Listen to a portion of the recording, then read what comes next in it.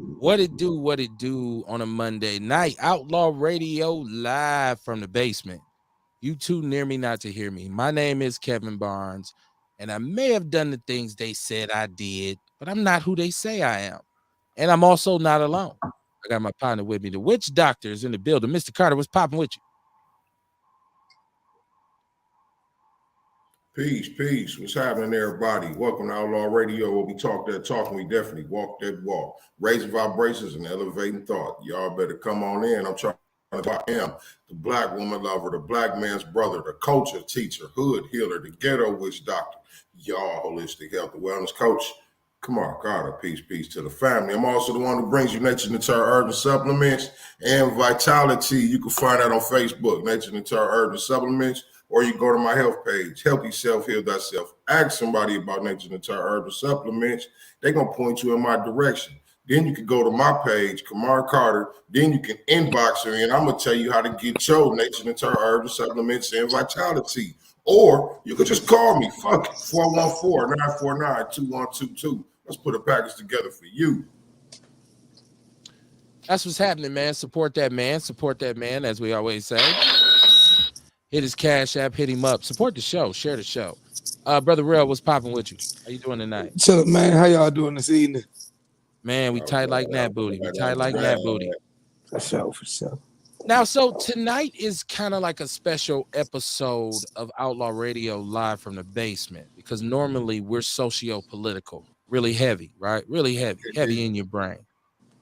But, you know, over the last few weeks, conversation has come up because there are some vacant seats, some vacant aldermanic seats. There are some positions up for grabs, and we always talk about having the right people in the right places.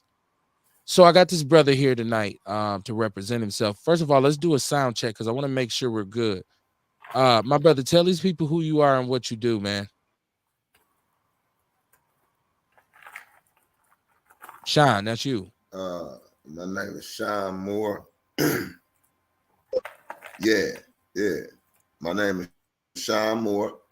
I was a community organizer in Milwaukee, man, that focused on violence prevention. You know.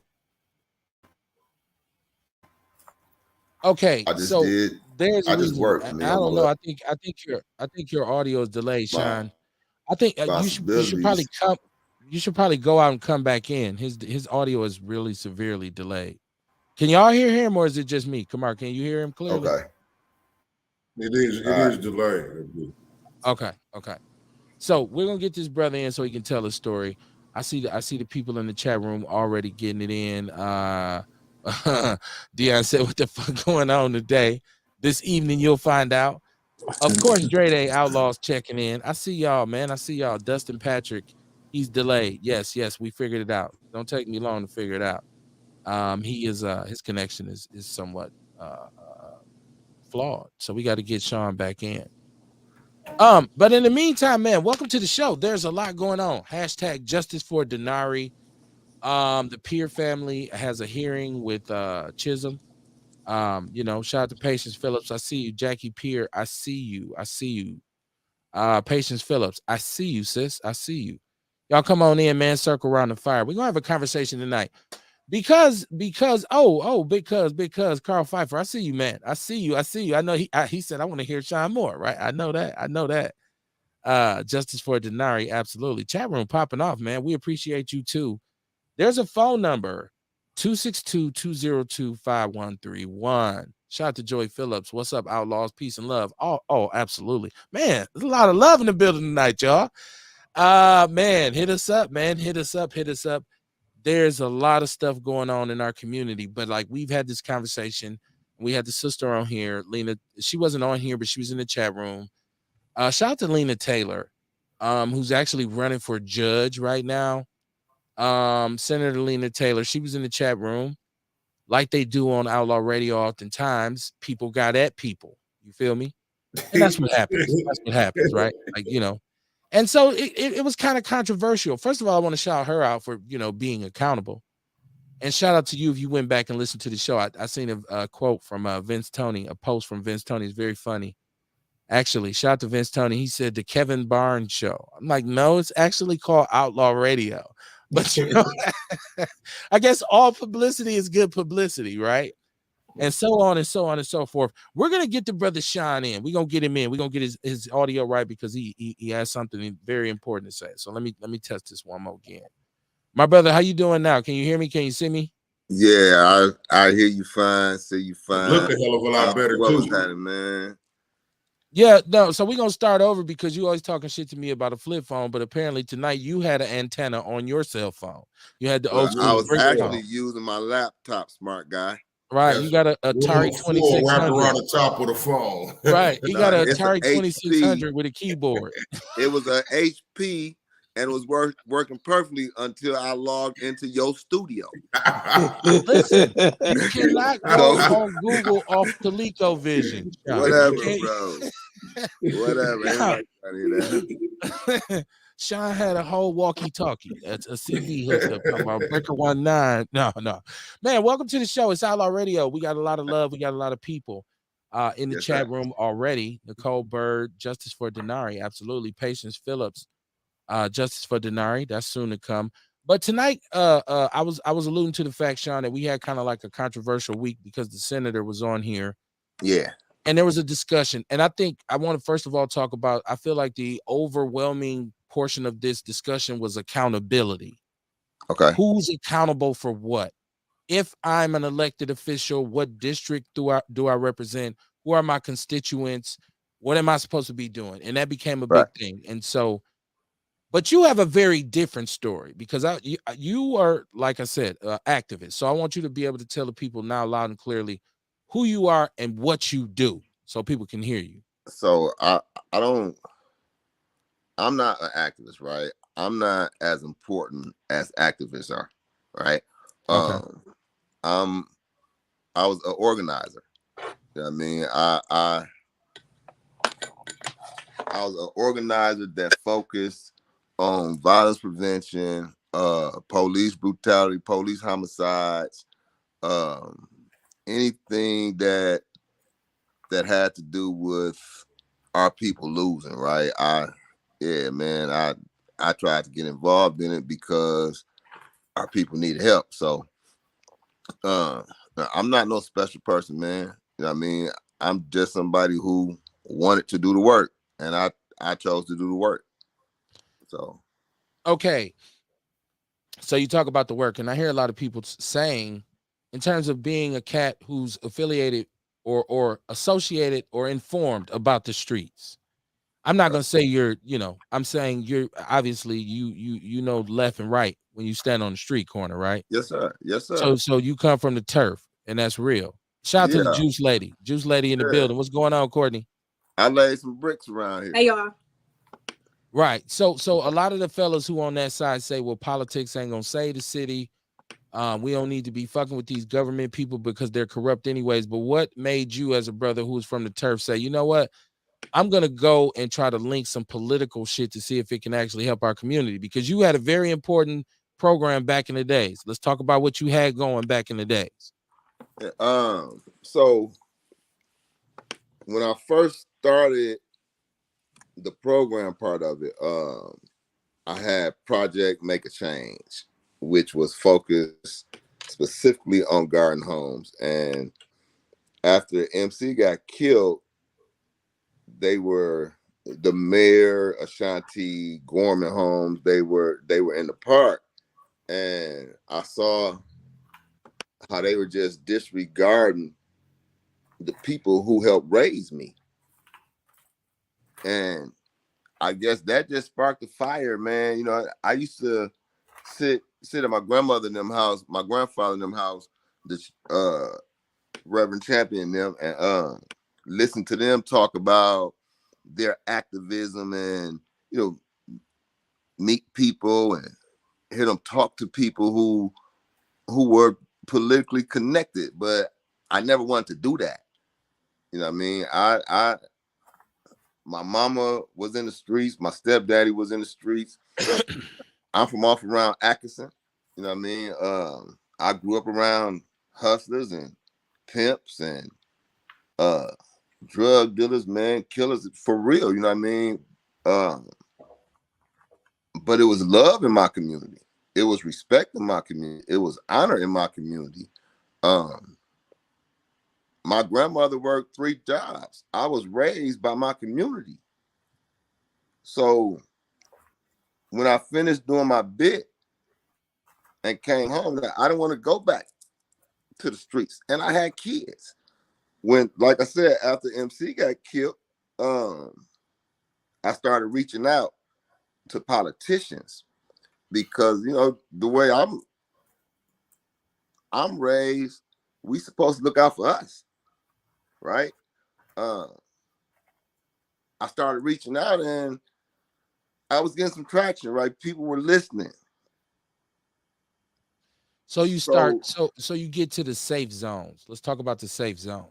Well, the safe zones came out of Project Make a Change, though. Okay. After we had that party in the park, we had over 1,000 people in that park, right? Garden Homes Park, right there on 26 and Atkinson. Over 1,000 people. And we had people from different neighborhoods coming to the park off and on all day. And I would send them to the Freeman house. And they would squash the beast for me, right? Bro, we squashed so many deadly beasts that day in one day. I don't know if y'all know RoboCop. Robokowski out of 5th District. Yep, I remember. The sheriff was over there. They left because the park was cleaner than before we got there. RoboCop came over there, shook my hand, man, said, next time we want to be involved with you.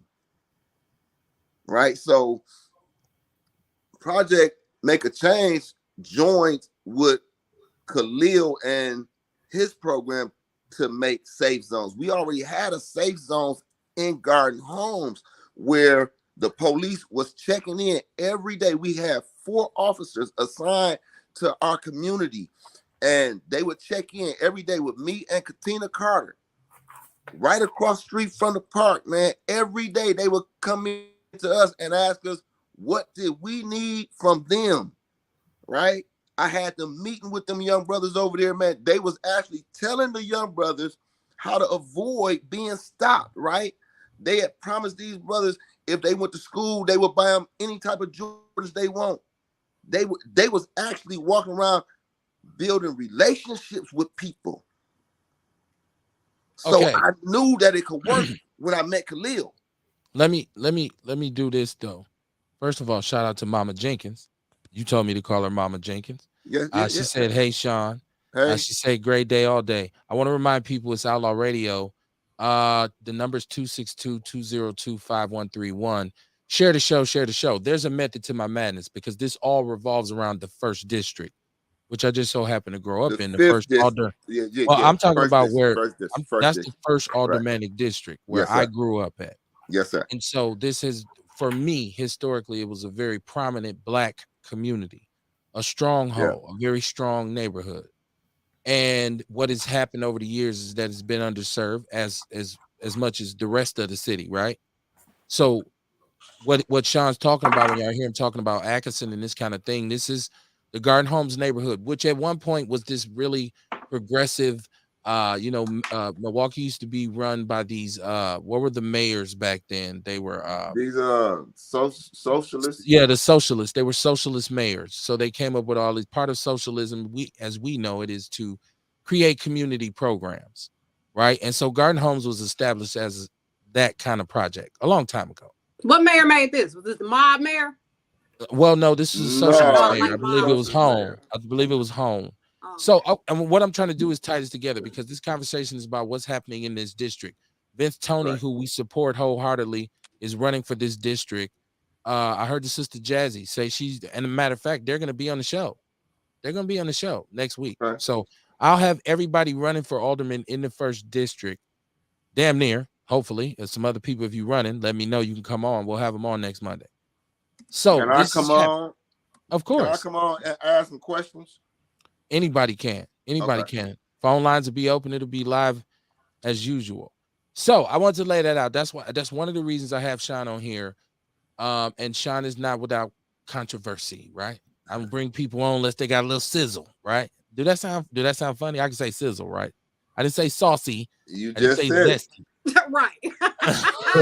You just said it though. I didn't say it in regards to you. I didn't say But you Sean said is very sizzle though. spicy. I didn't say that. I didn't say that. Okay. John, just know that I hear you. I be listening to the radio all day because I be driving. So just know, damn near every time you call in, I be first of all, why I wasn't sure if it was you, but now I know. Mr. Moore, you on the line. Right. Very passionate. I want to lay this out because we're going to have a conversation. This ain't no uptight conversation. This ain't about screaming and yelling. This is about pontificating and strategizing, right? And Sean has a very powerful story. So all the people who sitting out there who think they know what's what and they see Sean, I brought up the safe zones because you actually at one point had Ashanti Hamilton support for this in the community, and you're saying it was functioning as a violence prevention model. This is before OVP comes in. Yeah. Yeah, I'm tying this Yeah. together. Yeah. Okay. So when we got with Ashanti, you know, we weren't a 501c3. We didn't want to do that. So we needed a fiscal agent. That's where we met Raheem and Miss Cheryl and Miss Tosha. And we picked 10 people from the neighborhood. You know what I mean? Because I wanted it to be what it was, along with the ideas that we came up with together. But for it to work like we envisioned, it had to be people from the neighborhood. So we paid these young people $15 an hour, man, to walk from 30th and Glendale to 27th, well, 27th and Capitol to 24th place, back up Atkinson, down Roosevelt, Titonia to Glendale, right? For 8 hours a day, we had 10 hours a day, we had 2 shifts. And they gave us $50,000 to do this for the summer. Okay. The program was so effective, right? It was about building relationships in the community. If you want to stop violence on these blocks, people need to know each other. That's so important, right? And if you can get some of these young from that neighborhood to be the people that's making those connections, it just changes the whole dynamic of the neighborhood, right? It starts to become a community now. And that's what we were showing, that these young men and women that people said were dangerous, didn't want to work, wouldn't get off the corners, we were giving them an opportunity to show that wasn't true, right? If given the opportunity, they would do something different. Okay. So let's pause right there. Because activism in Milwaukee, a lot of people, we have to be honest tonight. Here's the controversial part of the show. The truth will be told about activism in the city of Wisconsin, of Milwaukee. I'm sorry, the city of Milwaukee tonight. And we'll link that to elected officials and their responsibility to us as their quote unquote constituents. Talk about what that word means. But so you said you're not really an activist, right? Like a lot of activists say that. They say, I'm not an activist. And then you see them on the news, they I'm be an at organizer, everything. man. I'm an organizer. You know what I mean? I'm an organizer. I put other people's self-interest before mine. My self-interest doesn't mean nothing when it comes to the self-interest of the people that rely on me to come up with a plan so that we can come up with a win. They do the work though. I mean, they the ones go out there and make the noise, right? I just try to connect the pieces together so that they can get wins. So would So you that their say? vibe can change. Would you say that the activists in this city who are activists, would you say they're successful? Because we look at Milwaukee with what we broke the murder record, the homicide record again this year. We know that these financial these income disparities, these learning achievement gaps in the school are absolutely in effect. There's mass incarceration. So when you look at Milwaukee, then you say activism is not actually working, or is it? Or why isn't it? I guess so. So what do you think about that? Because it's a city of silos. So you got to be down with this person who know that person who like this person who go with that person. Let's talk about that for a second. I don't want to disrespect nobody, man, but no, I don't. Hey, I I'm just don't. laughing. You know how motherfucker be like, I don't mean to disrespect nobody, but But you just wait, no, respect the shit Lamar. out of somebody. I really don't want to because I don't want to make this about that. You know what I mean? This show is about how do we save people's lives, right? It is. It is, but it's really 2 is. hours. But So we got to build I'm it gonna up speak the to a truth. crescendo. I said I was gonna speak the truth too, though. Right. Even activists, right? Activists, even though it's in their self-interest, right? It's about teamwork. There's no I's. There's no me's, right? There's only us and we.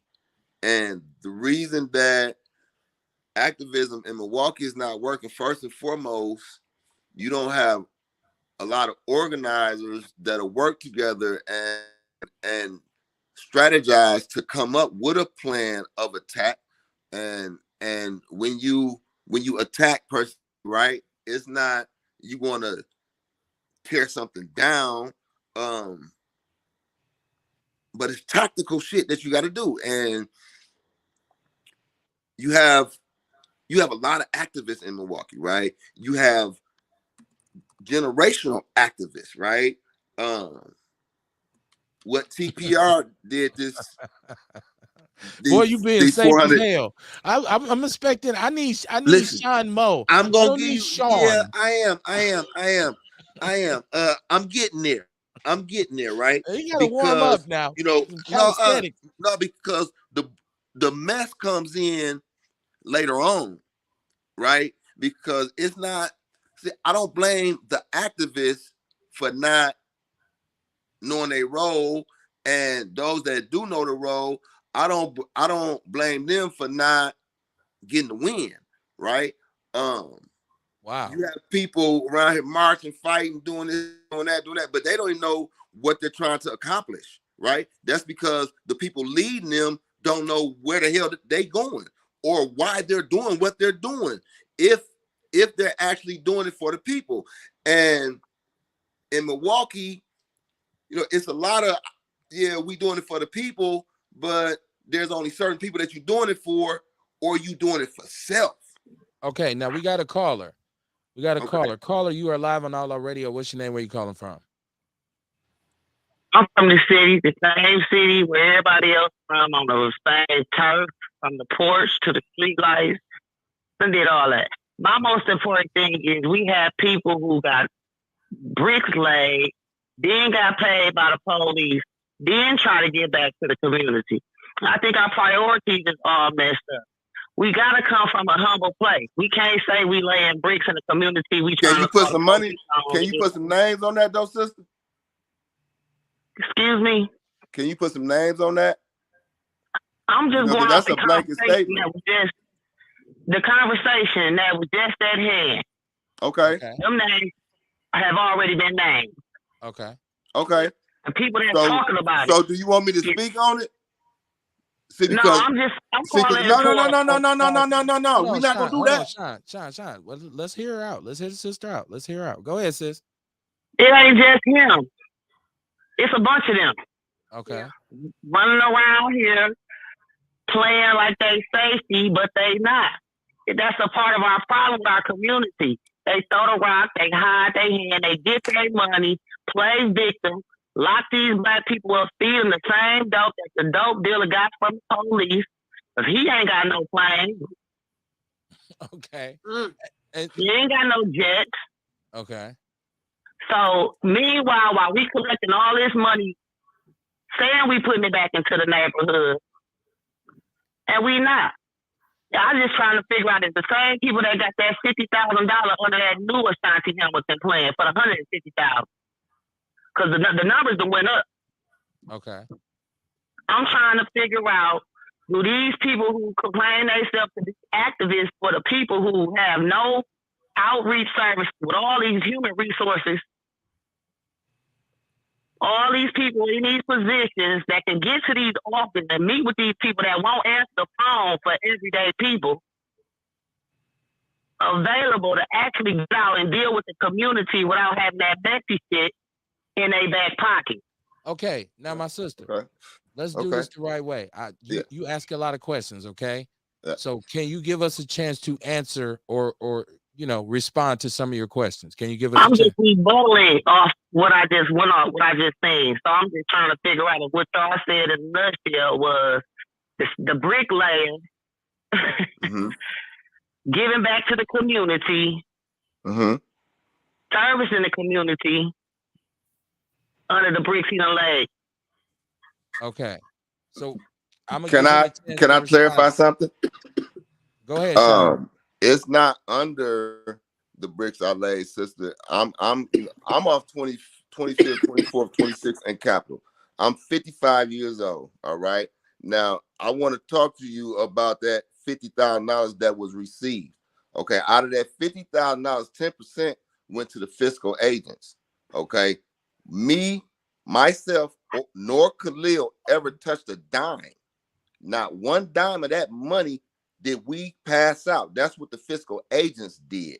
That $50,000, right? And that $50,000, we stretched that $50,000 we paid ourselves, right? That money been spent already. Man. That money been spent already. I'm talking about nobody knows who I'm talking about my role, where though. it went to. He trying to tell you where it went. I'm talking about my role, though. He probably don't even know. Listen. Oh, I know.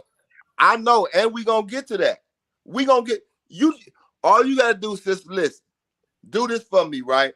And I promise you, every question that you just posed, I'm gonna give you a real answer to, and I'm gonna direct you to where it went. All right?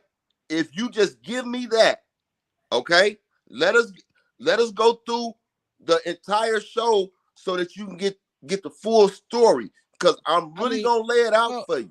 That was your statement, because I feel like you said I wasn't asking. I was just letting you know this is my statement based on what y'all said. So if that's cool, then you can just kick back and enjoy the show and call us back if you feel like you got something more to add to the conversation, my sister. You're right. I'm gonna listen for a minute. There we go. Thank you, baby. Make sense, though. There we go. Thank you, baby. Teamwork make the dream work. Outlaw Radio in the building. What it do? Black people can get along, right? That was my cousin. I like right. It was somebody's cousin, because she was just like, yeah, shit. She was at somebody's heels. Now let me get the chat room on deck. This is the third. It's 3D, right? Patience Phillips. Shout out to Patience Phillips. She says the activists act like drug dealers with cameras or with corners. I'm sorry. People will charge you up for feeding the homeless because that's their lane. She said they're clout chasing. We obviously didn't let the Juice Lady say her piece because she's in the chat room, but she's on the show. Juice Lady, what you had to contribute to this conversation? Yeah, a lot of these activists, they are clout chasing. A lot of the activists, you hear them talking about the other activists and then call them fake activists, and they got different names for them. And it's, I don't know, we're supposed to be trying to create unity and fix some shit, and everybody be worried about the wrong shit. You know, them niggas be more focused on popularity and being known and being seen, and I don't know, the social media side of it, and I don't like that shit. But yeah, let's continue with the show. Okay, yeah. I see you in the chat room. Like, why is she chatting? She here. No. Let me see who else. Shout out to Shay and Kruma from Frontline Black News and Shabaka's Black Experience Enhanced. Good luck in your run for mayor of Denver, Colorado, my brother. Good luck on that. Yes, Good sir. luck, He said homie. what happened at the Patti LaBelle concert. We're gonna get into that. That'll be down the line. But first, we gotta. So, Mama Jenkins has spoken. She says not only did this work for the Garden Homes area, it worked for the city. These people from the safe zones was everywhere. They were seen at funerals that needed security and at people's homes where shit was happening. Lives were safe and saved when they were on the grounds and covered by Sean and his people. It was safe over there. If you go over there now, you better be strapped. Right on, Mama Jenkins. Um, she who's this? Who's this? Is Dustin Patrick. He said this is gonna That's be my good. oldest son. He said this is gonna be good. I hope so. I hope it's good. I hope it's good to you. Good for you. I hope it feel good to you. Pause. Patience Phillips. She says all you have to do is look for real results. Name those accolades, not just how many followers you have. That's right. Dustin Patrick says facts. Now, Courtney's still in the damn chat room. That's me. Oh, That's what's up. That's what's up. That's for real.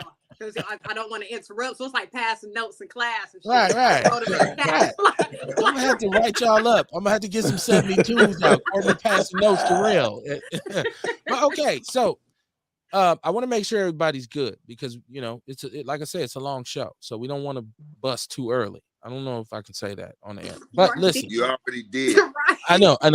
I usually think about shit after I've done it. But so we talk about activism, we talk about money. So this is the issue that you face more often than not, my brother, when you are involved in a community initiative that's supported by some political entity. The money. We know about the bread. We know, but everybody, where the motherfucking money going, right? Because truth be told, it's taxpayers' money. So I understand that sister's vigor in saying like, okay, it seems like the shit never gets better. Money exchanges hands, but it's never for the greater good. So I understand her enthusiasm. Now, you wanted to explain what specifically happened to the safe zone money. So I'm going to allow you that opportunity. So, I heard the rumors that, we took money. First and foremost, it was $50,000 to last the summer from May to the beginning of September. Okay. And the fiscal agent gets a percentage. You know what I mean? They get that off top. And we made it work. Didn't no money go nowhere but where it was supposed to go. We didn't control any of the money. Any money that I've ever gotten, right, funded for a program, unless it was my salary, I didn't touch. I never wanted to touch the money. I went to jail for stealing money. You know what I mean? I understand that association is so easy to. Well, hold on. Let's talk about how funny that statement actually is, though. I didn't touch none of that money. I went to jail for stealing money. That's what I went to jail for, though. Not stealing that money, not stealing the safe zone money. I went to jail for stealing money from banks. Right. Okay. Guys, we had a crew. We stole over $1 million in 1997. You know what I mean? That's on the record. I'm not denying that. I'm not proud of it, but I'm not denying it. That was in 1997, though. If you're gonna hold that against me, then that's on you. Right. This was 2014, 15. Right. Okay. Yeah. Okay. And like I said, Raheem them, they was over that money per Ashanti. He hooked all that up. Right. You know what I mean? And the safe zones stopped after that because there was a conversation had, and I actually heard the conversation. I wasn't supposed to, but they were on the phone with Ashanti. Tosha them was, and they said that me and Khalil did not want to follow the process, so they took the funding that we were supposed to receive that following year, and they put it all behind that program Ashanti has started that failed. So yeah, that's why we didn't follow up the following year. Okay. Now, because the rumor is always that Ashanti put the spurs to it because y'all fucked off the money. You know that's what motherfuckers were saying. It was my brother's keeper, that program. We were Okay, yeah. at the same time. That And fake shit. That shit was fake as hell. It never became shit. listen, they had the money and they were late on checks. So we started checking them. You know what I mean? We got at them because we got these young cats. We didn't promise them they gonna get paid when they supposed to get paid, and they wasn't. So they didn't like us sweating them, coming up there where that money at, where them checks at, right? They had the phone conversation, and yeah, just like I receive other messages that I shouldn't receive, I received that message. So ain't no denying that didn't take place. I'll say it in their face. I'll make a statement on it. I'll take a polygraph. They Okay. control all the money. When we did the safe zones, after that with United Garden Homes, it went through United Garden Homes. We never controlled any money. Okay. Well said. Well put. Okay. Now I want to ask you this question too, because a couple years ago, about 4 or 5 years ago, there was a spirit of activism in the city. There were several movements. There were organizations that were marching. They had marched, I believe, upwards of 300 days in a row. Over 400. This is post George Floyd. We know America got mobilized after George Floyd, and activism became the latest thing. It was like the latest fit, right? Like it was trendy. Dude. That's where this whole woke shit and all this bullshit comes from. And this BLM shit, this BLM bullshit. I'm not afraid to call it that. But Right. but there was a spirit of activism in the city that I hadn't seen in my time here. I'm old, not that old, but old enough. So what happened? Because a lot of the key players are no longer around. A lot of the key organizations are no longer active. What happened? The leadership happened. Okay. Leadership. You know, the role of an organizer is to organize his way out of a position, right? You find other leaders, you empower them, you teach them, and you move on to the next fight, right? The leadership that took leadership in that movement, because that was supposed to be those young people. They were supposed to lead that movement, man. They needed older people for direction and some knowledge, but they had the energy, right? They went for over 400 days, man. And what happened was people that shouldn't have been involved, that were involved with the Dontre thing. You know what I mean? Those same people that were in Red Arrow Park about Michael Brown when Dontre had just been murdered months prior, right? Nobody was down there about Dontre. Nobody marched for Dontre. We went down there and we asked, why are y'all down here for him when we have Dontre? So the George Floyd thing, it was a lot of energy and Right. a It lot was of, going down. but these same people, like she said, clout chasing. You know, I got the camera up. I'm gonna take a picture. You know, I'm gonna hold a barbecue in front of the jailhouse. That was fly though. That was some fly shit. The Club County was some fly shit. Tell me, how does that It was dope. how does that get you a win? That nigga's a sucker though. Oh, it got us on World Star, and I think that's a good look. The police didn't even call in extra police. Right. Well, it wasn't no need. They had spade game, kids, bouncy houses. Like they was down there playing video games.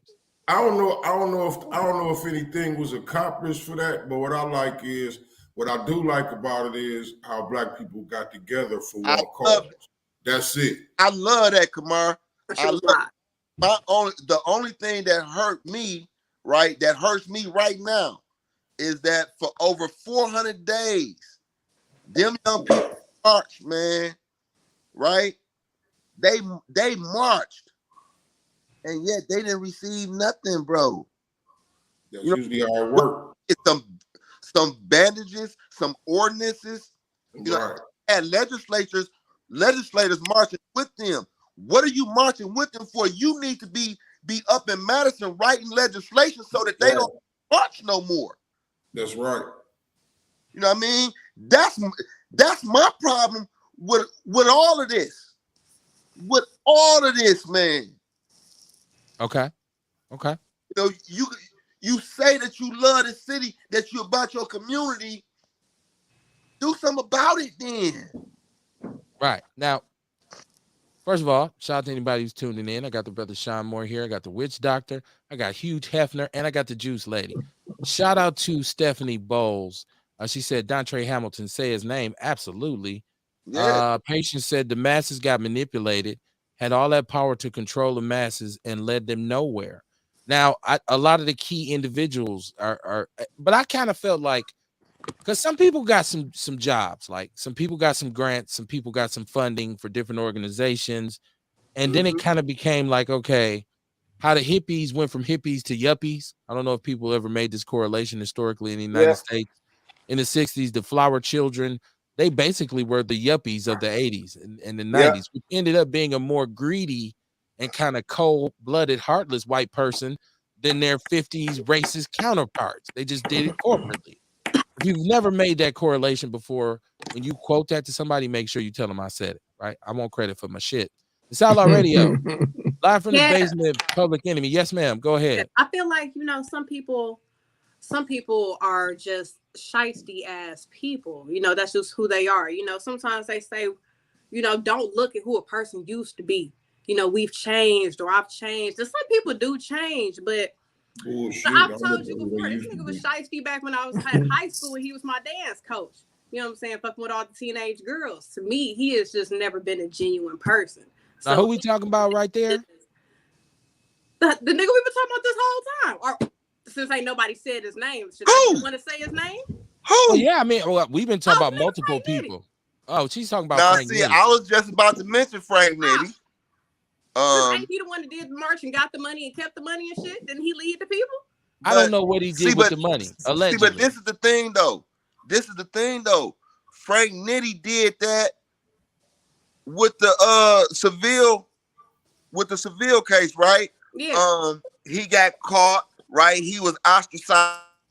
He didn't have no business being around that energy. You know, the people that allowed him back in, that forgave him, you know, okay, all you did was say, okay, you know what? You was a snake then.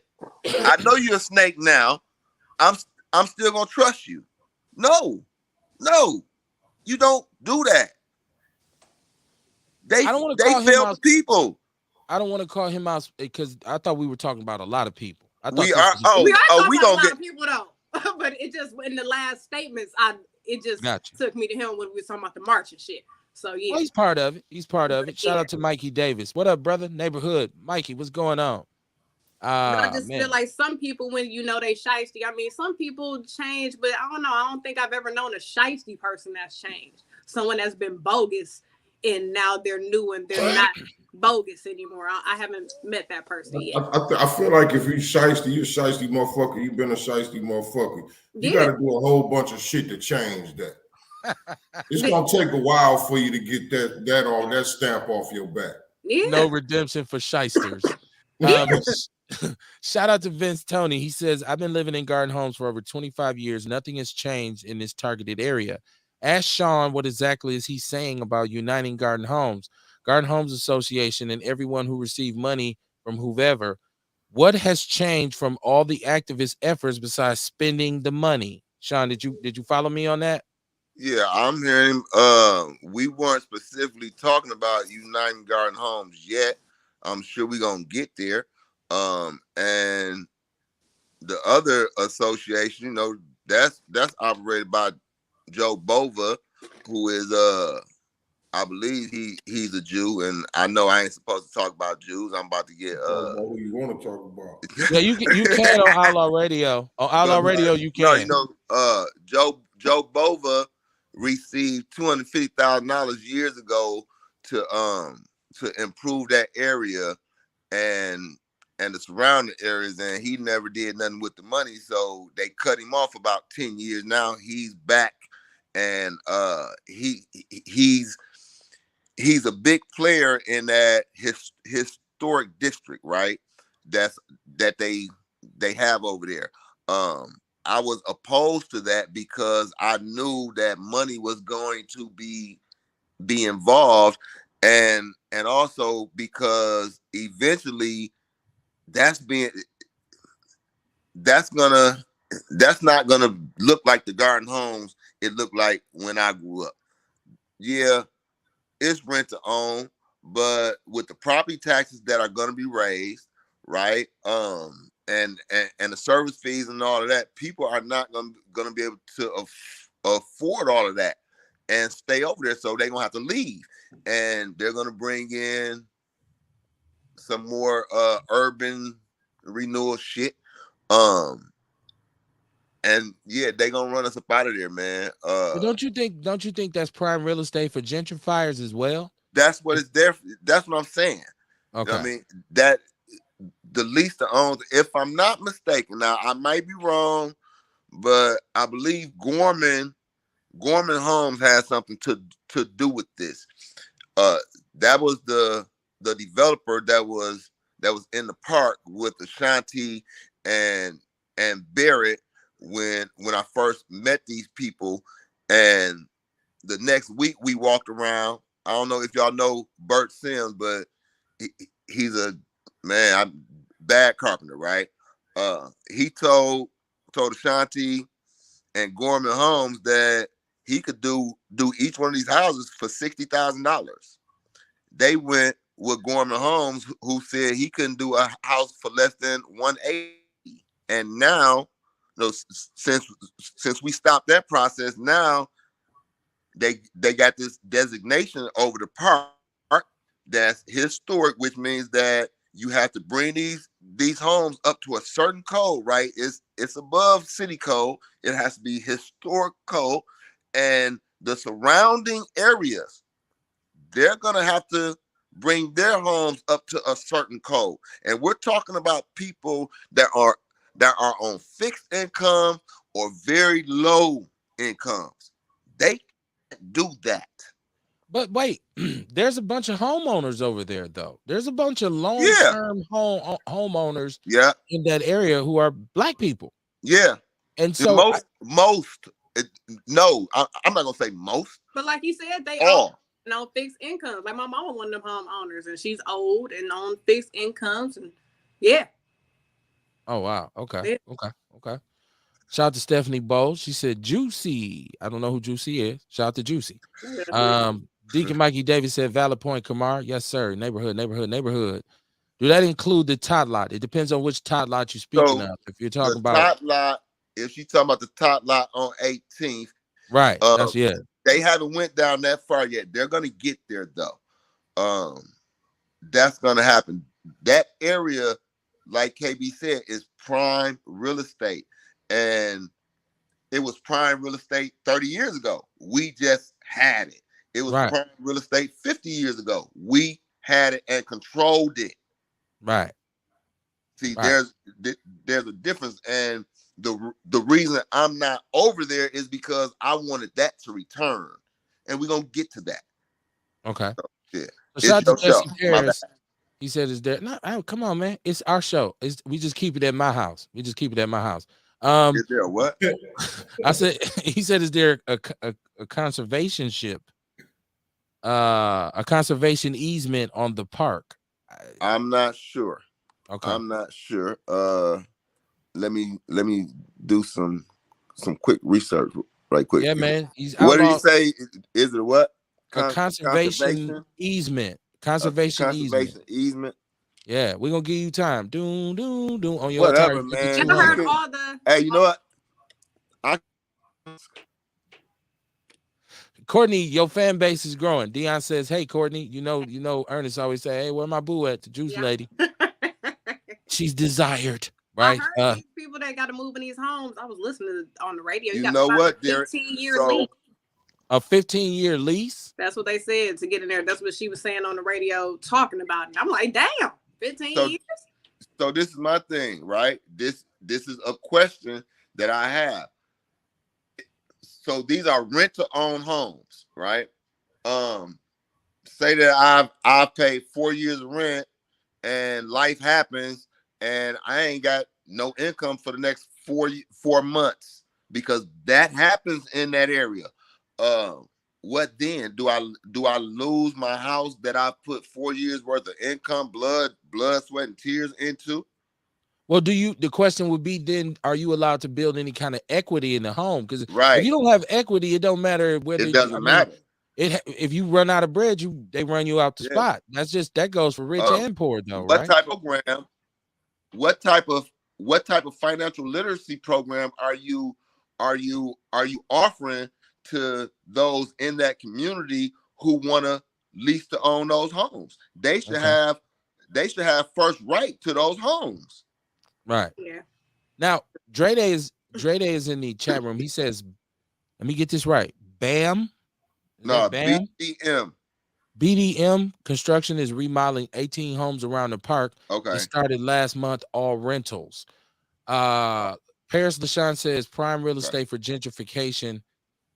Get back control of it. Yeah, we know that. He says, what is the AMI to Milwaukee? Denver is 78K. I don't know if you're talking about the median income. It ain't 78K for Black Milwaukee. No, he's 78K for Denver. So he's asking what is Milwaukee. That's right. Denver. It's not 78K. You're gonna have to take off 20, 30, 40,000 like maybe. 40. Right, 40, right? Yeah, 40. Now white folks is 60, right? Yeah, so black folks is 30, white is 60. Yeah. Shout out to Vince. Joe Bova ain't shit. I met with that white man over 20 years ago to partner with him to help change the dynamics of the neighborhood. That white man told me, I don't need you. It was at a time when Sean was engaged with With what? Because I said wasn't doing it was Sean was engaged with him, I guess. Shit. No, okay. No. 20 years ago, what's this? 20 years ago, I was in the penitentiary. Oh, okay. So yeah, you was involved. You was busy. Yeah, I was engaged with some shit, but it wasn't Joe Bova. Now, John Fletcher, shout to John Fletcher, who's another supporter of Outlaw Radio. He says, in your opinion, what is the game plan for crime in the Garden Home area? I grew up over there. You always had something going on back in the days. It was 2-4 on one side and 2-7 on the other. They have a plan. They have a plan, like he said, to gentrify that area, man. Right now, they're allowing that area to crumble. You know what I mean? Everybody in the city know that shit. If you want to get high, you can go over there. Right? Okay. Whatever you want, you can get over there. It didn't used to be like that. Nobody could just come up and ask for shit over there. You know what I mean? That wasn't going, like I said, that neighborhood up and down Capitol Atkinson, it was about honor. It was about respect. There were codes. We had a community code. We had people in that community that worked 2 and 3 jobs. They had to sleep. We wasn't bothering them. Shit. Yeah, but they had walking prostitutes even a couple years ago. You ride through there and see some streetwalkers. Like, damn, that's a prostitute. You got to say the whole word. That's a prostitute. Early in the morning. She was dressed up and everything. I got ran off over 5 years ago. When I left that neighborhood, everything started to crumble. Everything we were trying to do. Vince is still doing stuff, but Vince can't go up on 27th and Atkinson and get no movement. None. Right. None. Vince got the homeowners. He got the people. He got the grown folks. Yeah, I know. And my thing is, the homeowners should be able to enjoy their yards, right? Most of the people around the house spot don't even stay over there. Okay. Okay. Yet the homeowners can't walk that strip. They can't drive that strip. Yeah. Okay. It's an unsavory place. You didn't know I knew that word, did you? I Yeah, kind of figured when you said you was in the pen, I figured you had time to read and learn some words. that fake ass education you got from King. Right. It's existential, my brother. He learned that in the pen, right? What? Indubitably. No, so okay, you just referenced the hotspot. I want to get into the hotspot.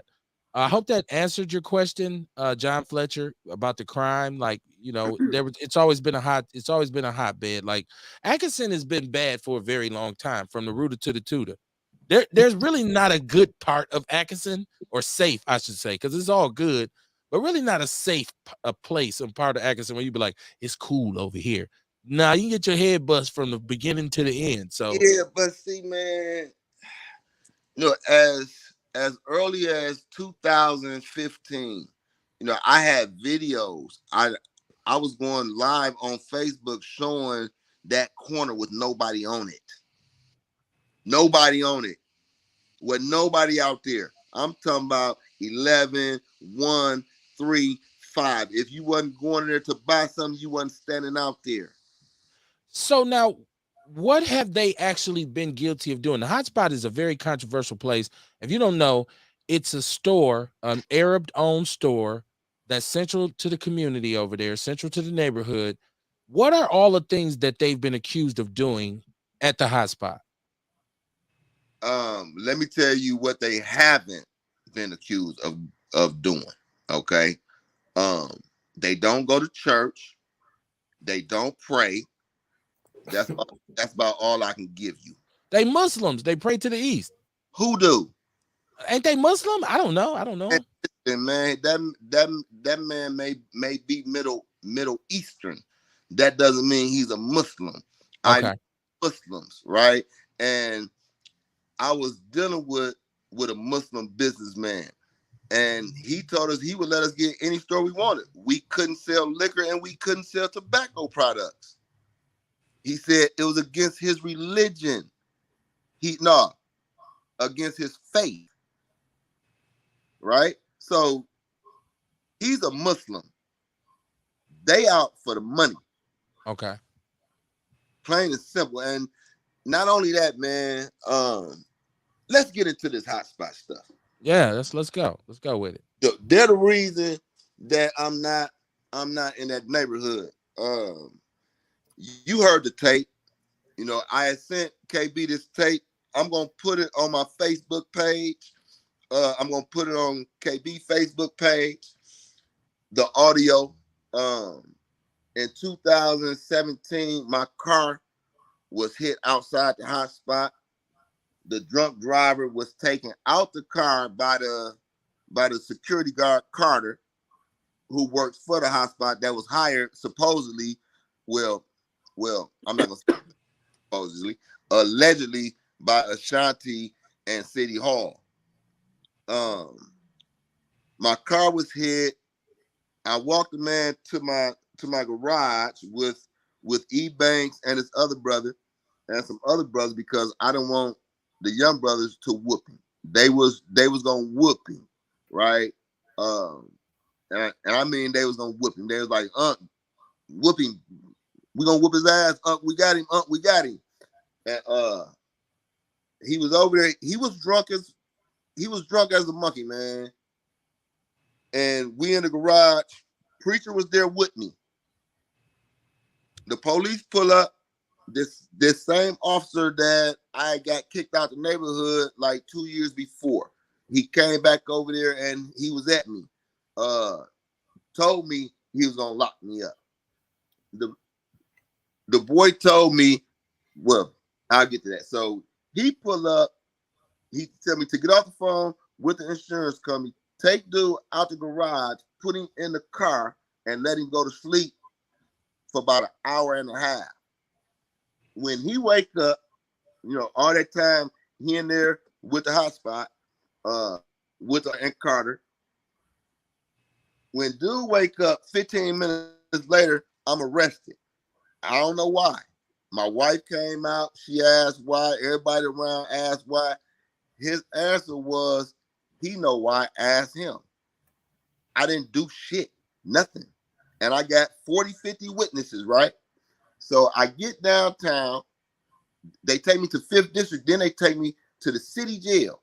And I'm like, well, shit, you don't go to the city for some major shit. And I ain't did shit. I'm thinking back, damn, did I do something back in the 90s that they catching me for now?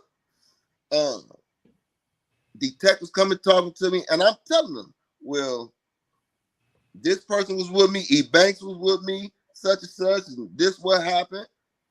When am I going home? You got to go to the county jail. What am I being charged with? We're not sure yet. Okay, cool. I get to the county jail. I'm charged with kidnapping, false imprisonment, and armed robbery. Now I ain't robbed nobody. I ain't duct tape nobody. None of that shit. I sit down there for 5 days. I see the district attorney, and I go in there, and I'm like, listen, man, I ain't did none of that shit. What about it? He's like, well, no, we're not charging you with that. We're charging you with disorderly conduct.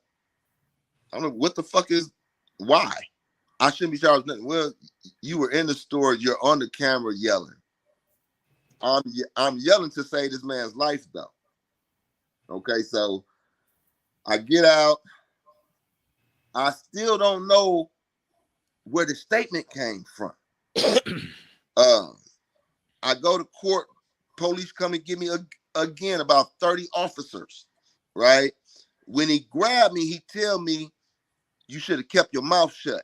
Now, prior to all of this, I had spoke with Fred Royal, and Fred Royal told me to go speak with the district attorney to have this officer investigated because he was over there treating them young cats wrong. You know, if they wrong, arrest them, take them down there. But you ain't got to do all that bullshit, and you got to do it in front of me. So he let a brother out of jail to set me up. My sons and them, I was in New Orleans. My sons called me in New Orleans and put the boy on the phone. And he said, I don't know what you did to these people, man, but this motherfucker on your ass. I'm like, for what? I ain't did nothing. And I told him, I'll talk to you when I get back. My wife took me down there for vacation. So back to that story. They come and get me, and he arrested me for 5 counts of felony theft. I'm like, bro, I ain't stole no money. You know, because I ain't stole no money. And he said, from the hot spot. And I told him, I said, dude, the only thing I've ever taken from the hot spot is paperwork, which I did take. I ain't gonna lie. I took the paperwork, but the paperwork was imperative to closing them down because it showed that they were stealing money off of people's food stamp cards, and they were double dipping the till from the back office.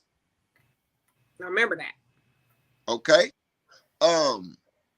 So I go back to jail, right? Now, when I get out, it's a rumor that I'm snitching, that I'm telling, I'm stealing money.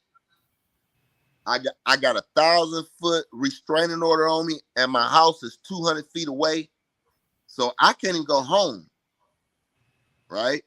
I done lost my contract and shit. So I go to court on January 11th, and the same officer come to court and say, tell my public defender, my name is Officer Saucewater, and I'm gonna be the arresting officer on Mr. Moore's future cases. And turn around and walk out the courtroom. On your future cases. Real shit, man. My wife was right there. Wow. So, you know, I didn't process the shit. I just went in flight mode. I'm out of here. You know what I mean? I went on the run. Okay. And I took a flight to Florida. Then I came back the next week with some dread wigs and shit. Wow. Real shit, man. Because everybody I reached out to that I was working with prior to this, all the politicians, right? City, state, county, all of them, right? None of them was fucking with me now. They were spreading the rumors too. Right. I heard a lot of them. Now, Right? Mama Jenkins is swinging for you. She said they fucked the money up and they are doing some shit now. Taxpayers like myself are sick of these money chasers and do nothing ass leaders. You don't change these rats, you got to kill these motherfuckers and lay new bricks with Brillo pads to seal the mices in. I used to go to Isaac's Lounge and we never had a problem under the hotspot until a hotspot came and took over and ran the neighborhood. Those bastards on that corner is working with the cops. Okay. So shout out to Mama Jenkins. let me get to that, right? So I'm walking around that motherfucker, man, every day. You know what I mean? A different wig, different clothes. Some days I put on the workman suit. I'm all dirty and bummy, right? But I'm finding out everything. I'm fine. As soon as they got the restraining order, they started selling weed. I mean, they popping.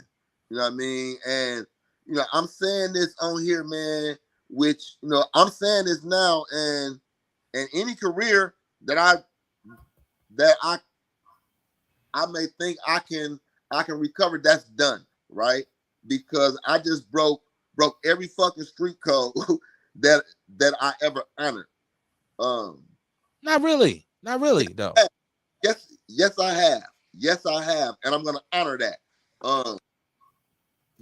Because it's still rules and regulations, but okay, I get it. They played dirty, man. The young so, and I want a lot of people to know the accusations levied against the hotspot are drug dealing. There's the food stamp fraud that the brother was talking about. There's violence in front of the store. There's a very dangerous environment and element that the store has brought to the community. So over the years, they've gotten several accusations about just being it's called the hotspot, right? Like, and so you used to be able to drive past there and it would be like people literally just out there kicking it, open-handed drug deals, this kind of thing. So this is right why past there today it'd be like that. Right. That shit still ain't changed. Right. So in May, dude reached out to me. The witness that signed the statement on me, right? That's the recording that KB heard and a bunch of. I sent this recording to every politician, every leader in Milwaukee, and on this recording, this boy says that they told him that they wouldn't charge him with the. He said they didn't say it, but what they said was, didn't he have a gun? Didn't he have a gun? Didn't he have a gun?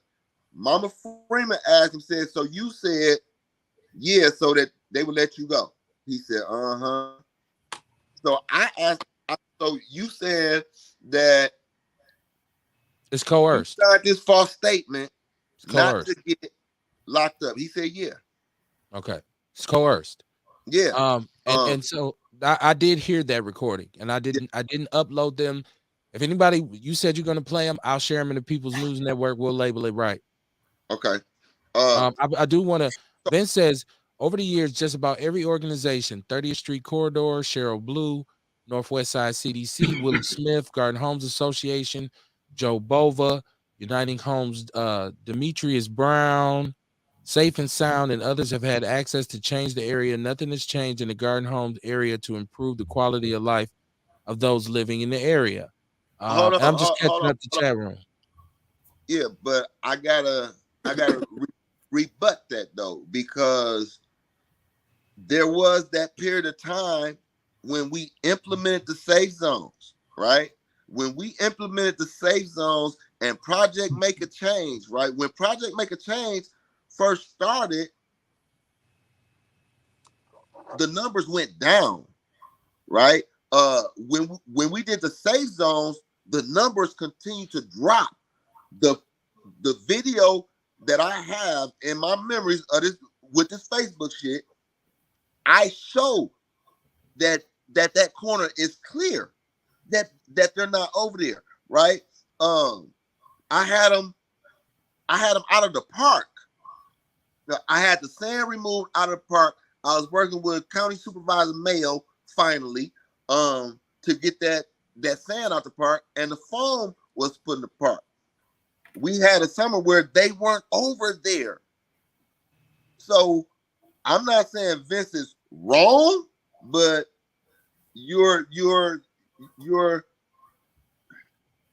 not mentioning the efforts of the people that did actually try to do some things over there. Now it wasn't a lot, but there were some people that were working with me, and yeah, I'm not gonna let them not get they due. So John Monty, Justice for Denari, he said the owners of the hotspot are dirty. They son now lied and set me up to be jailed for 5 years. Mother Freeman says, Mother Simmons, I'm sorry, forgive me. Mother Simmons says prostitution right out in front of the store. Child Monty, patient said that was 20 years ago, scratching my head. Sounds like East Calfax in Denver. That's the hot spot.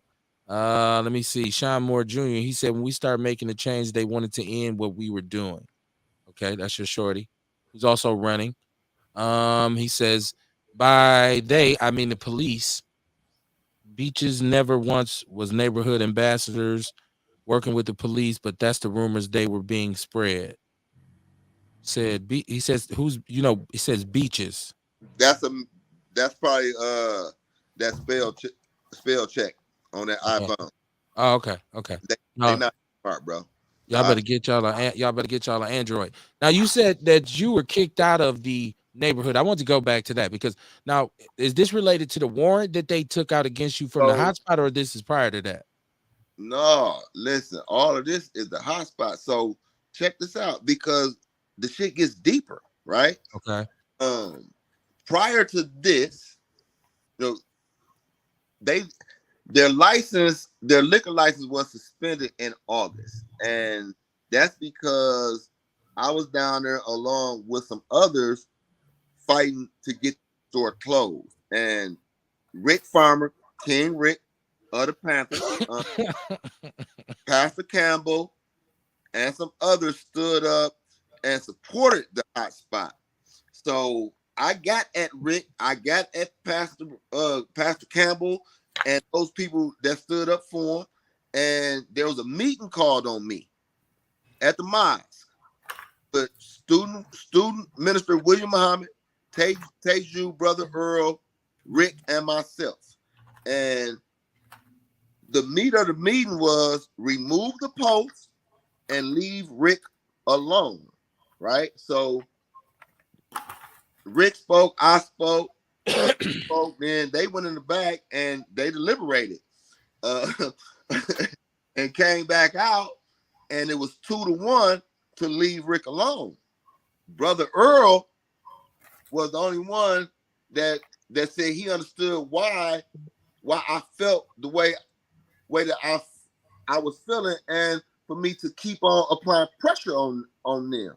But Teju and brother student minister William Muhammad told me, if I don't take that post down and leave Rick alone, that they would withhold community support from me, right? The black community support from me. So after this meeting, Rick went back and told the hotspot this. Okay, so all of this came together while I was on the run. Now I find out all of this then. Okay, in May, because I went on the run in January. In May, I got caught. It was the day before my son was supposed to leave. I was sending my son out of town because where my son sat at on my porch, right? When he came to the house, he sat by the pillar on the porch. One day, my youngest son walked in the house and found a bullet in the house. So it was a hole in my in my wall by the door. I go outside, it's a hole where my son head is at, where he sits at. You know what Okay. I mean? You had people, confidential informants on my case threatening my kid's life. Okay. And this is all, you feel like this is all at the behest of the hot It's spot. all from the hot spot. Listen, man, on this recording, the young brother says that before he got arrested, right? The hot spot told him, "Hey, man, you better be careful." The police said Sean Moore I'll hold is on. down there telling, and they gonna start picking y'all up. So what they did was they inoculated him so that when the police do come, it would seem like he being honest. Oh, we can trust Nael because he looking out. The police came and picked him up and told him I was telling on him. But dude, I don't know what the fuck you do. I didn't learn his last name until after this, and it was actually Banks. Shit. I thought that was just his little rap name. They spread that rumor on me, man. And there's another video that y'all gonna hear where the store owner recently said, all I want him to do is leave me the fuck alone and show me some respect. He talking about me. Okay. Said that, no, I don't want, I'm leaving that alone. I'm leaving that alone. I'm leaving that alone. I don't, if he turned himself in, I'm not going down there. Yeah, you can't go down there because you fucking filthy. You filthy fucking dirty. But you did what you had to do to get me out the way. You know what I mean? But Oh, he okay. didn't So just who do get you me out. suspect it was that shot at your house, though? I don't know. Okay. I shouldn't have asked that because, right, I can't really say nobody's name in that regard. Yeah, no, really though. Listen. This is on my mama. If I would have known who shot at my house, I wouldn't. I'd be locked up right now because you threatening my kids. Right. You would have read about that. Okay. We got a caller. Ewok, what's good? Yes, sir. Yes, sir. Hey, man, I've been listening, man, and I come to the conclusion. You know what I'm saying? And I thought about everything that was being said, and everybody talking about money coming up missing with the community leaders and all of that type of shit. I understand. It's going to be some leakage. That's a casino word. It's going to be a little leakage. But that word right there is only you can only use that in the other communities and shit. You know what I'm saying? The little bit that they give you to work with in the black community, the little tiny bit, like 50,000, man, you can't do nothing with that. I can spend that Thank shit you. in 2 days. You can't hardly do nothing with that, man. You gotta have people on the street. You gotta, you know what I'm saying, be able to. People gotta eat. Some of that money, I can't get no sandwich with the money. You know what I'm saying? That's garbage talk right there, man. Okay.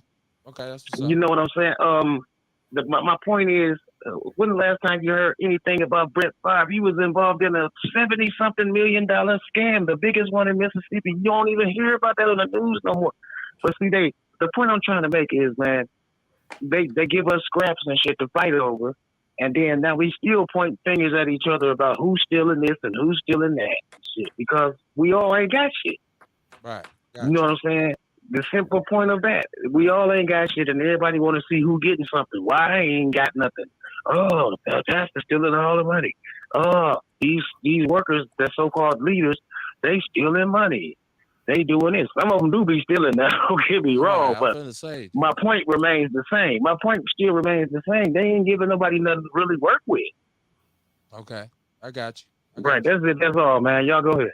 Hey, that's why ain't nothing to work with, because they steal it. Let me. What little we had, they stole it. Yeah, that's why. I want to clear something up though. I'm not on here trying to get no grants. I ain't on here trying to get no funding. I don't want no job.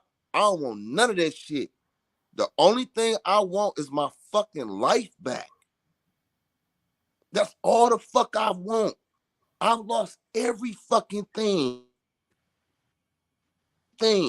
that means anything to me.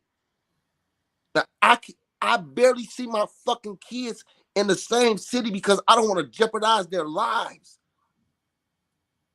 Me and my wife separated to really protect her.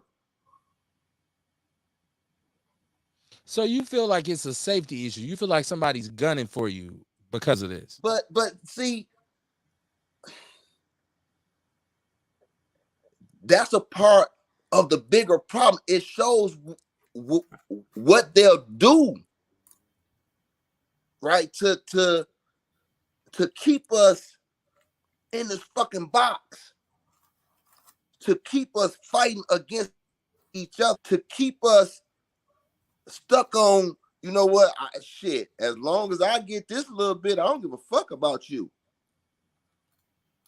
Right. Absolutely. You know what I mean? Dude, listen, man, I got a fucking background, right? If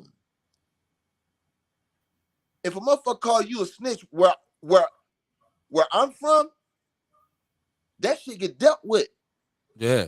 You know, Goddamn right. Especially if it's outside the family. You know, if it's in the family, you might go in the backyard and scrap, or a motherfucker gonna squash it. But this is outside the family. That shit get dealt with. Mm-hmm.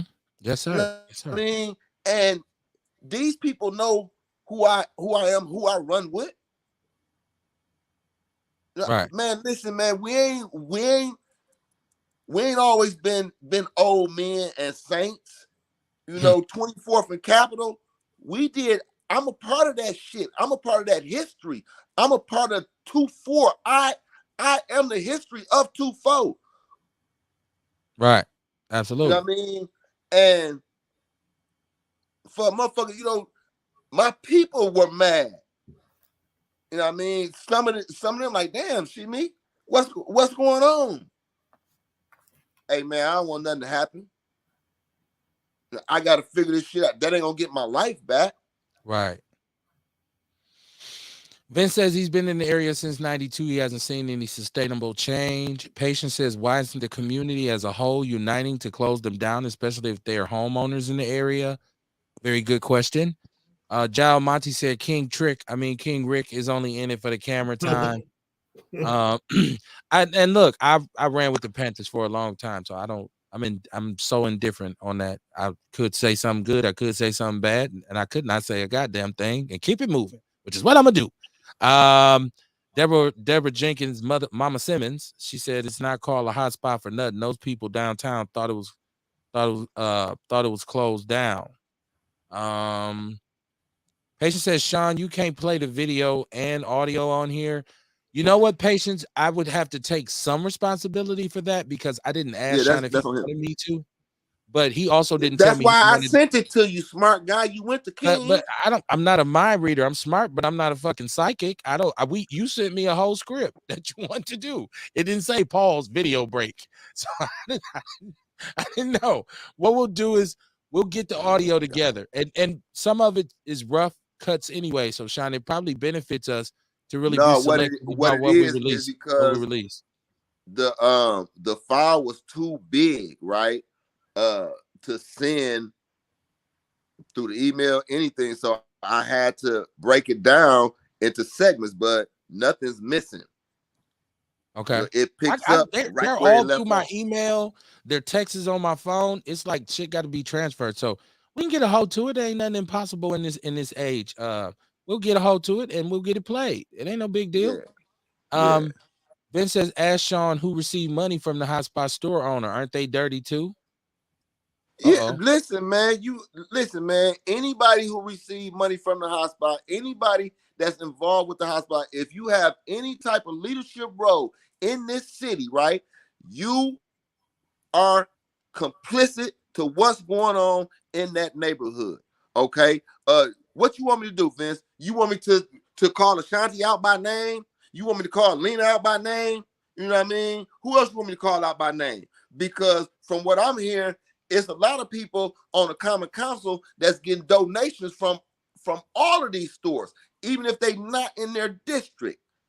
Mm-hmm. So but that's the if that's gonna help us reach solutions, then there you have it. I just did it. Like, I got a problem with Lena's judge paperwork being in the hot spot and the gas station on Teutonia and Roosevelt, two of the most deadliest places in the city. That's full of drugs and crime and violence. Yet you got these people collecting signatures for you to run to be a judge, and you just said that that's not your lane, and you have not won one case as a lawyer. She definitely said that district wasn't her lane.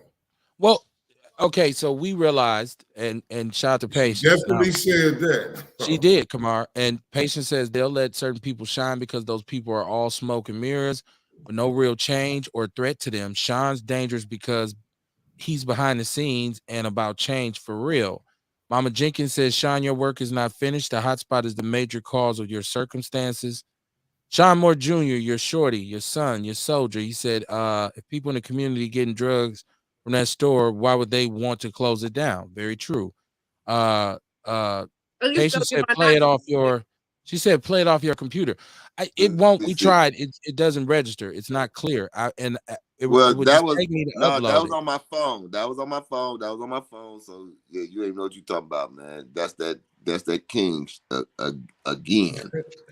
Right. I mean, you can insult me, but that's a way to make sure your video don't never get played. You'll never be back on the show again. I don't mind. I've been called worse, but better. Sean Moore Jr. says exactly. Now we're gonna get to clean. I'll upload it. I mean, it's not like you ain't here every week, anyways. So it's not like we can't come back, anytime and play the video. She said, call them out. Patience. And I'm gonna be honest with you, all of the stuff you sent me, I didn't even know what it was. Just stuff falling out the sky. It was people getting beat up on video. You didn't even look at it. So I looked at all of the shit. It was scatterbrained. Some of it was in my email, some of it was in my text. It has to be organized. I get all kinds of emails. I can't. Yeah. So this is Lena.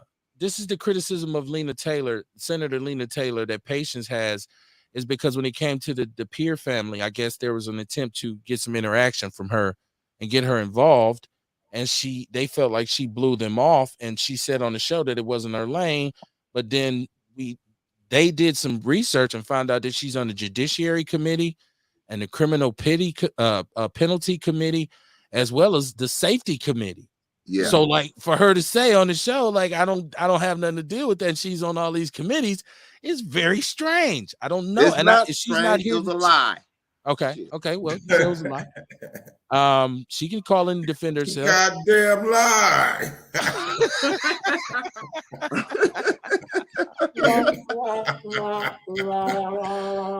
Vince says, Kevin, I need to be on your show to answer Patience questions as it relates to the people in the area and their struggle.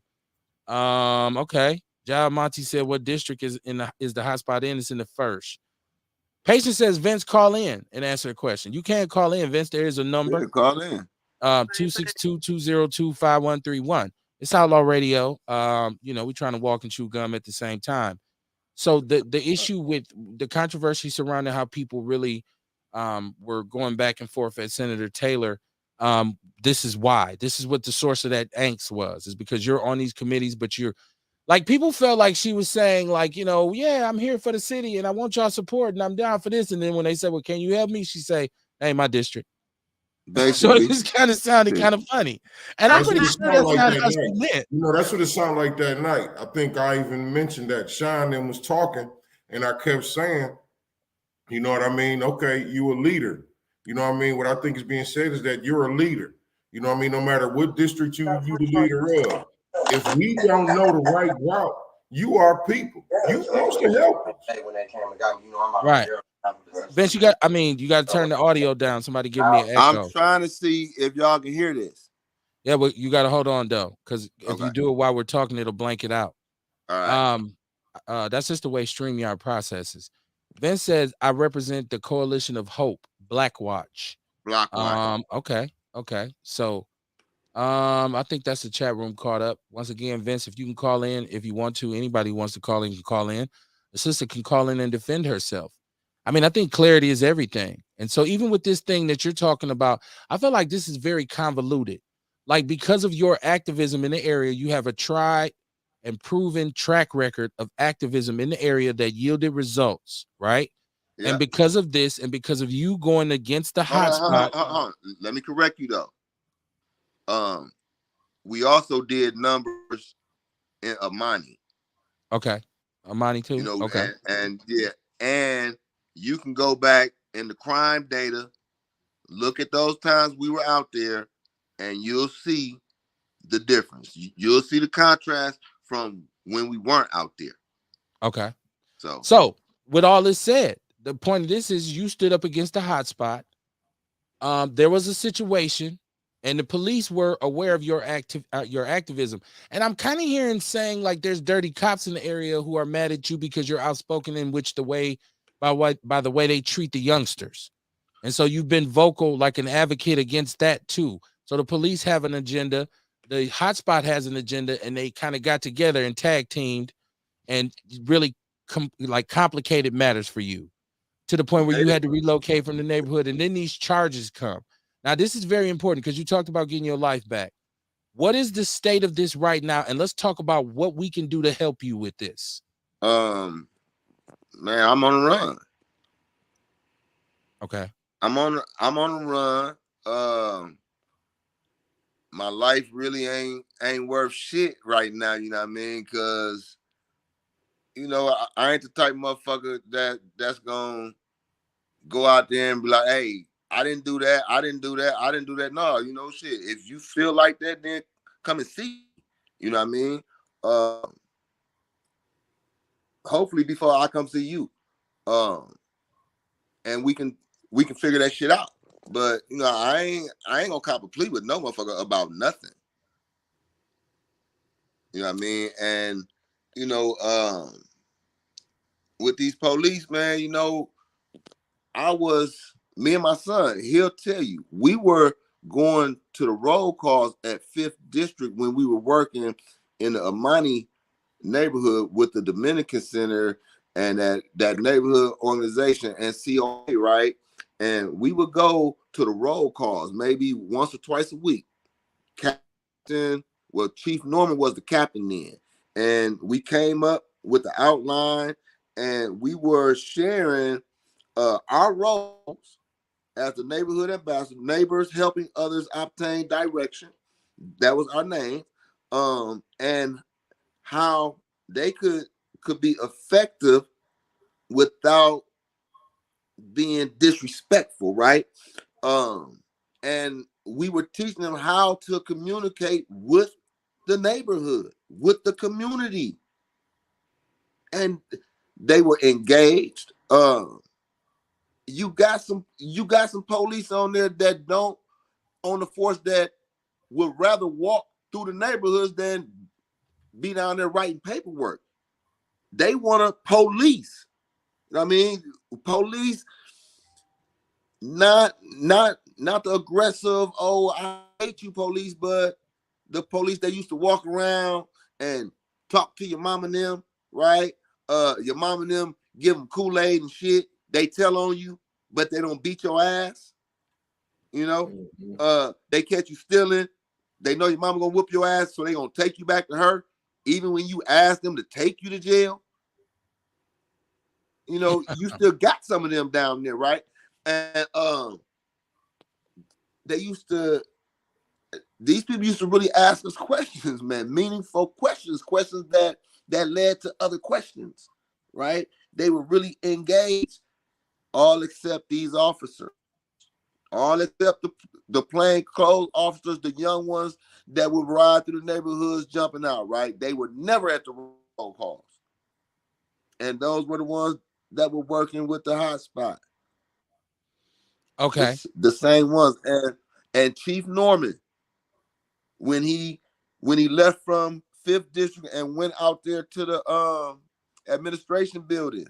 We had a conversation in Mama Freeman's church, and I told him what they were doing, and he said he didn't have no proof. You know, do you have proof of it? At that time, I didn't have the proof. I have audio, right? I have audio of a video where the hotspot owner is saying all he want me to do is leave him the fuck alone. Then I got the audio of this young man who reached out to me, reached out to Mama. I didn't reach out to him. I wasn't talking to him. He says it on this audio that he knew I might be feeling some kind of way, but he didn't know how to approach me. I got the proof, man, that this shit is now, like I said, I did take that paperwork, but when he had that man sign that false statement, everything else is fruit of a poisonous tree. Anything else, you went into the hotspot because I took that paperwork in August. Okay. Hold Here's on. some audio for you. Okay. This is, you tell us what this conversation is. Monday morning, I'm going to give them a call, and I'm going to tell them 1, 2, 3. I'm going to leave Dude. You know, I don't want nothing to do. I don't want nothing to do with Dude. You know, I'm going to leave that shit alone. Everything, so whatever it is, so when he do turn himself in or whatever it is, I'm not going to pursue anything against him. I just want him to leave me the fuck alone. That's it. Okay. There's your precious audio, courtesy of my King Education. That's the store owner. Okay. That's the store owner. Okay. Okay. He ain't talking about the man said he gonna call down there and say he don't want to press charges. Right. If I took something from you, man, and you know I'm such a fucking danger, you ain't gonna press charges on me. Okay. Right now, the paperwork got took in August. I didn't get charged until November because the police went in there and took the videotapes and they seen all the crime that went on in that fucking store. But as soon as they seen me take something, even though at this time I had full permission from that man to be in that store, to monitor that store, because he was supposed to be changing that store from a liquor store to a mini mart. That's the only way we were not going to go against him at the liquor license hearing when he went back. Okay. Patience is asking you a question. She said you just gonna slide past saying that the hotspot is Lena Taylor for you judge late. I don't know where you was. Right. Now, we already let's went talk there. about that. Let's talk about that though. Why is that an issue? Why is it an issue that Senator Taylor has her signing papers in the hotspot for her judge race or judge campaign? I'm sorry. You muted, Sean. You muted. I said if that's not a conflict of interest, I'm the perfect definition, then Webster was a stupid motherfucker. She's running to be judge, right? A municipal judge that deals with tickets, and all that shit. And you have your paperwork to get signatures. Signatures are important in the electoral process, right? You get your signatures from a place that deals in death. And she lives in the 1st district, by the way, because I think John Monty said, why is her paperwork in there? She does live in the 1st district. Less than a mile away. So you can't say that you don't know what's going on with the hotspot. We've had conversations. Her and Vince has had conversations. If she has walked anywhere from 19th to 30th and stopped and spoke to somebody has spoke to her about the hotspot. Okay. Everybody in the city knows about the hot spot. I'm not trying to hear, oh, that was my campaign's doing. No, people on your team should know we're going to avoid them because they need to be closed down. Not, oh, we're going to use them because they donate to us, and shit. People go in there, even though you don't shit. To add to that, to add to that, like I feel like that's really foul because we was just on her talking about the hot spot, right? And she was talking about how like she don't have nothing to do with that area, So why are you over there trying to get signatures from people in that area if you ain't trying to do nothing for no people in that area? That's very true. What, Cab, is your what? Well, no, she ain't got. I guess she not her contribution. She just doesn't have one over there. She wants to use them, but she doesn't want to contribute to the area at all. She said it ain't her line. That's not her. Right. That's not she what she does to assist in. Okay. Let me answer my little brother right here. Right. Oh no, that's Earl Henning. I thought that was Ed Henning. No, that's Earl. Yeah, we were having those brothers enrolled back in school. As part of the program we were implementing, education was key. Okay. So, yeah, the people we were dealing with, the people in that community that we were talking to every day, you must not have been listening earlier when I said that even the police got involved and they were saying, hey, if you pass this year, I'm gonna buy you any kind of Jordans you want, right? We were focusing on education, bro. I believe me, I really am a person that pushes education. I got 6 sons, 6 of them, right? None have a record, and they either graduated, went to college, in college, or in the service, or on their way to college. So believe me, brother, education is, that's a factor in my household. She said you never had a chance against them with the backing they have. And she also stated that it raises the question, why are they supporting her? Why is the hotspot protected? So many questions. Federal Ejections Commission had public record. Federal Ejections Commission had public record of campaign contribution. Okay. She said educated, melanated people experience the same to a certain degree. Education has its privileges.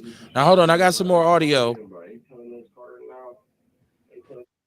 Now, y'all let me know if y'all can hear this. Turn it up a little bit, because that's the young brother right there. Let me give it some volume. To be honest with you, Sean, bro, that's Carter them, bro. They telling us Carter now. They telling us that you telling on us and shit. You getting us knocked. And then what happened was that same day when they came and got me, I'm out on bail right now for the rest of the 10th. So when they came, Niles and them came to me like, hey, you back there, Sean Moore, I'm telling on you, man, the stuff that happened the other day, they could start arresting more people and you one of them. I'm like, man, we gonna tell me, bro, I ain't do nothing. Right. Police actually came and got me, like, woo, bam, bam. So, when the police came and got me, they come out bail jumping and all that, like, woo, woo. And basically, like, them two cookie cops, basically, like, did he have woo. They're going to say they ain't going to promise you nothing on my case. But I ain't even asking for no time off on my case. Like, I ain't saying nothing. They basically, like, man, like, you got a gun. They like, you had a gun, right? You had a gun. So basically, like, they basically going to lock me up for bail jumping if I ain't, you know what I'm saying? I'm looking like I ain't doing nothing to be locked up for bail jumping. So in order for them not to lock you up, you said, yeah, he had a gun. Okay. There we go. Just as you stated. There's one of the accusers who signed some paperwork, right? Yeah. Okay. And he's saying on there that the police are telling him there's an agenda against you and that they better start talking or else they're going to get repercussions. Correct? Yeah. Okay. So I got your audio out there. I want you to beat me up after the show. Don't send your goons to bust a 187 on my ass. I'm joking. So fucking stupid. Just stupid, dog. He's so stupid. Shout out to Aaron Brown. He said you can't educate the kids if their brains ain't capable of it. Joe Walker, what's going on? He said nothing. I don't see no comments, Okay. Joe. I know Joe always has something to input. Let me know what you mean by nothing, Joe. He said, I'm tired of all this black people shit. Shout out to Mama Jenkins. She says, Sean, talk about the DA Kent Lover. Ken Laverne. Okay. Kent Laverne. What So about him? okay, so when the young brother went to my house after I got back from New Orleans, I had a conversation with the brother, and he told me what happened, and I'm like, dude, I need you to come talk to some people with me. And I went to see Fred Royal, told Head him of what the was happening. NAACP. I didn't tell him the young brother name, right? But I asked him for some advice because I went downtown, tried to file some paperwork on the officer, and the officer was like, "What's the officer name? I need the officer name." I'm like, "No, the fuck you don't." So I didn't file the paperwork.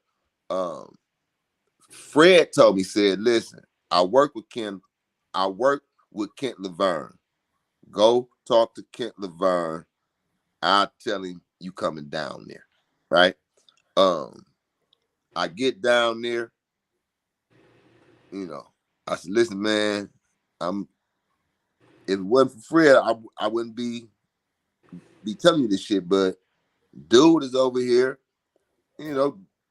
right. He trying to get me killed, man. I mean, the man is trying to get me killed By telling people that you snitching. Yeah. And That's some foul shit. He told me, he said, don't worry about it. I'll put my investigators on it. I'm glad you came in, right? When I got arrested for the 5 counts of theft, when he walked me in the elevator, the man told me, he said, "You should have kept your mouth shut." Ah, okay. That's what the cop told you. Yeah. You shouldn't have told on me for whatever I'm doing. You should have kept your mouth shut. Okay. That let me know right then I didn't have no fucking win. Right.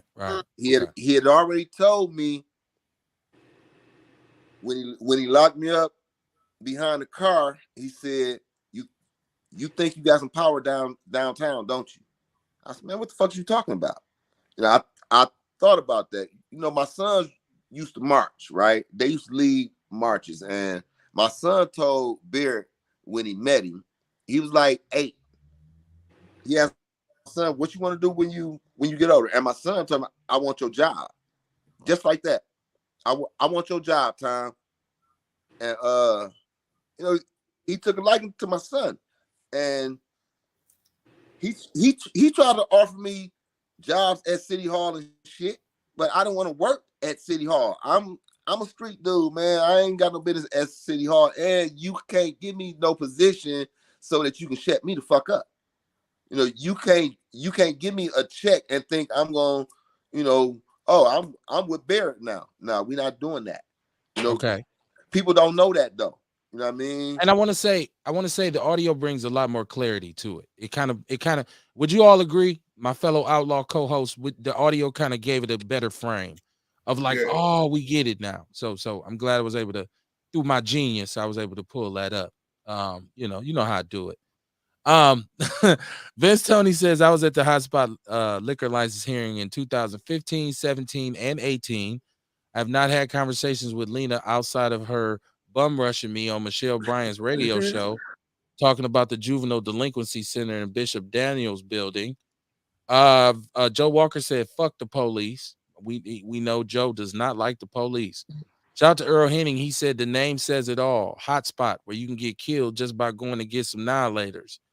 There you go. Patient said, not only started talking but feeding him info. He had a gun, right?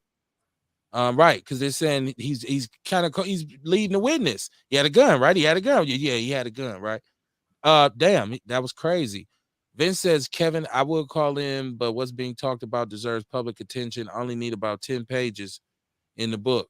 I got now. There's some more audio. Do you want me to play some more audio? Yeah, because it's all pertinent, man. He break it down, man. And he also explains what we were doing in that neighborhood, and that sheds light on, you know, why they were after. They couldn't go after Mama Freeman, right? Mama Freeman had just appeared on World News. Okay, I wasn't in the film with her, but I was behind her appearing on World News because I was doing what I was doing because of her. You know, she was one of the people that helped raise me in that community. So let me ask a question though, because I Yeah. feel like a lot of this is like, I feel like we're talking about this, the man, some higher up nefarious individual who's saying we got to keep those niggers down over there and the hot. But we're talking about specific marriages between corruption, money being exchanged, backroom deals. So it's not like it's one secret white man sitting up in his ivory tower downtown saying, we got to get that Sean Moore off the street. No, You listen, became man. you became an You know, interruption to what is basically a system yeah. that they had operating, many individuals. But who do you think is ultimately the one? Is it the owner of the hotspot who holds this kind of authority, or is this a thing that's amongst several cops that they have a machine going getting money, and like how's See, this really framed? so Right. so listen. The one thing that I can't say, right, is that the cops got paid, because I don't have any knowledge of that. Right now, I can assume that, but that's an assumption. Mm-hmm. Everything I want to talk about is factual, right? I can back this shit up, right? Okay. Did they have a vendetta against me? Yeah, the one cop is because I got him removed out the neighborhood. Then, you know, I was challenging his authority. Plain and Okay, simple. there we go. You know, There we go. yeah, you know, you want to try to tell me about the law? No, I'm well versed in the law, man. You can't tell me that, right? And you know, who am I to tell him that though, right? I'm this street nigga, right? That's faking some change, So right? you That's how basically got he beside viewing me. yourself. So you got beside Yeah, yourself. We gave basically, you some you money know, for your program, and now you're gonna yeah. criticize what I'm doing. So we're gonna put you See, in but your place. and like I told Khalil initially, I'm like, dude, we don't want no fucking funding. But we was like, oh, I broke down because he made a point. He like, dude, we'll get this funding this time, show the motherfuckers what we can do. Then we go after our own funding because they'll see we don't need a fiscal aid. By that time, shit, we done made the connections. The lady from the Office of Violence Prevention came and walked with us for a week, man. And the lady told us that I have never seen anything like this. We didn't even know there was an Office of Violence Prevention. Which is basically, I thought that it was established in the Garden Homes neighborhood. No, I thought not that the was the Office base of Violence for it. Prevention. Oh, That's I thought an that whole entire program. office, bro. Okay. Downtown, right? In that building across from the city hall. They have a big ass No. I'm not office talking over there. about where their offices are. I thought that Garden Homes No. was the initial target neighborhood for their. Was it 414 Life? What part of them was targeted over there? Yeah. 414 Life. They targeted over there trying to duplicate what we did. You can't duplicate that. You know what I mean? That come from here, man. That come from inside, right? That's not the program we wrote, man. My part of that program was the way I was raised, bro. I just put it on paper. I just put all them emotions, all that care, all that love on paper, and I acted that shit out. I walked that shit out.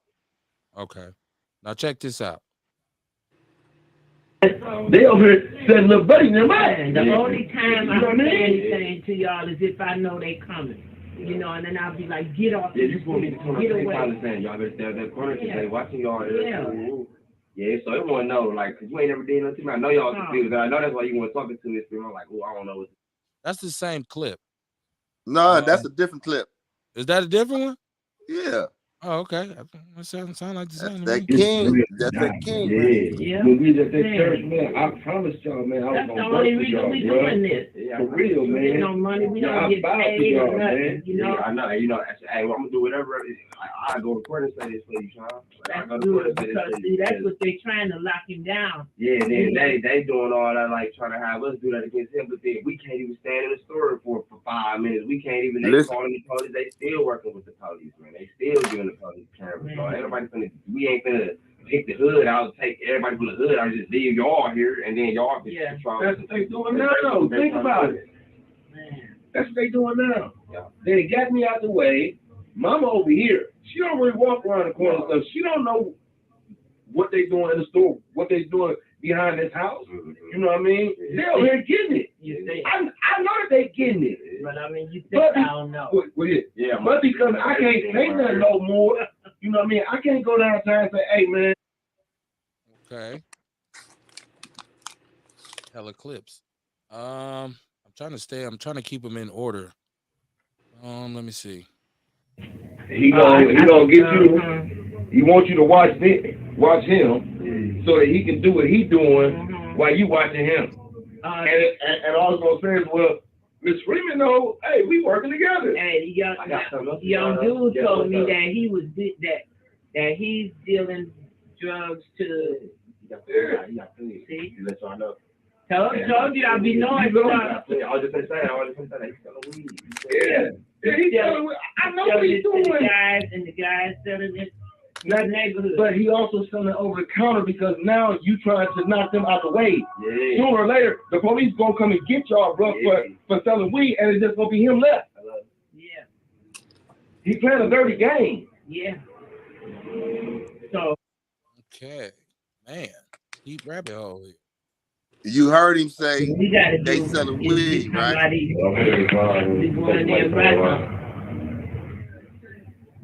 All right, hold on. I told people though, Mama. I told people. Told people what? That they made him do that. Yeah. Yeah, you did say that. That's what I said, man. That's the only thing that could have happened because he was in there with me. He raised the garage up for me. He couldn't turn the light on. I had to go turn the light on for him. I had them come over there to stand with me. So that everybody out there don't like it with your bald head. But for them to put the kind of pressure on him to make him do this against us, Mama. See, that's what they use. I'm telling you, that's a cop tactic. They know they get you right. Something. All right. So once again, he has the audio to prove that there's an agenda here. And I think that's the most important thing he wanted to be exposed is that he has legible proof that all of this is trumped up charges in the kangaroo court. Patient said it's a whole web of corruption. It's above the pigs. Earl Henning said White Constant where you can get under the table if you're police. Earl Henning said 53206 and 08, 09, 10, 18, 12, 16 are the biggest problems for us to clean up the bull from. Vince says 414 Life is an extension of the OVP. I met with their entire team when they were housed on 27th and Hope in the Central City building. We were told that Garden Homes was their targeted area. They told me exactly what was going on in and around the hotspot. That's what Vince says. Okay. Woo! And think about that though.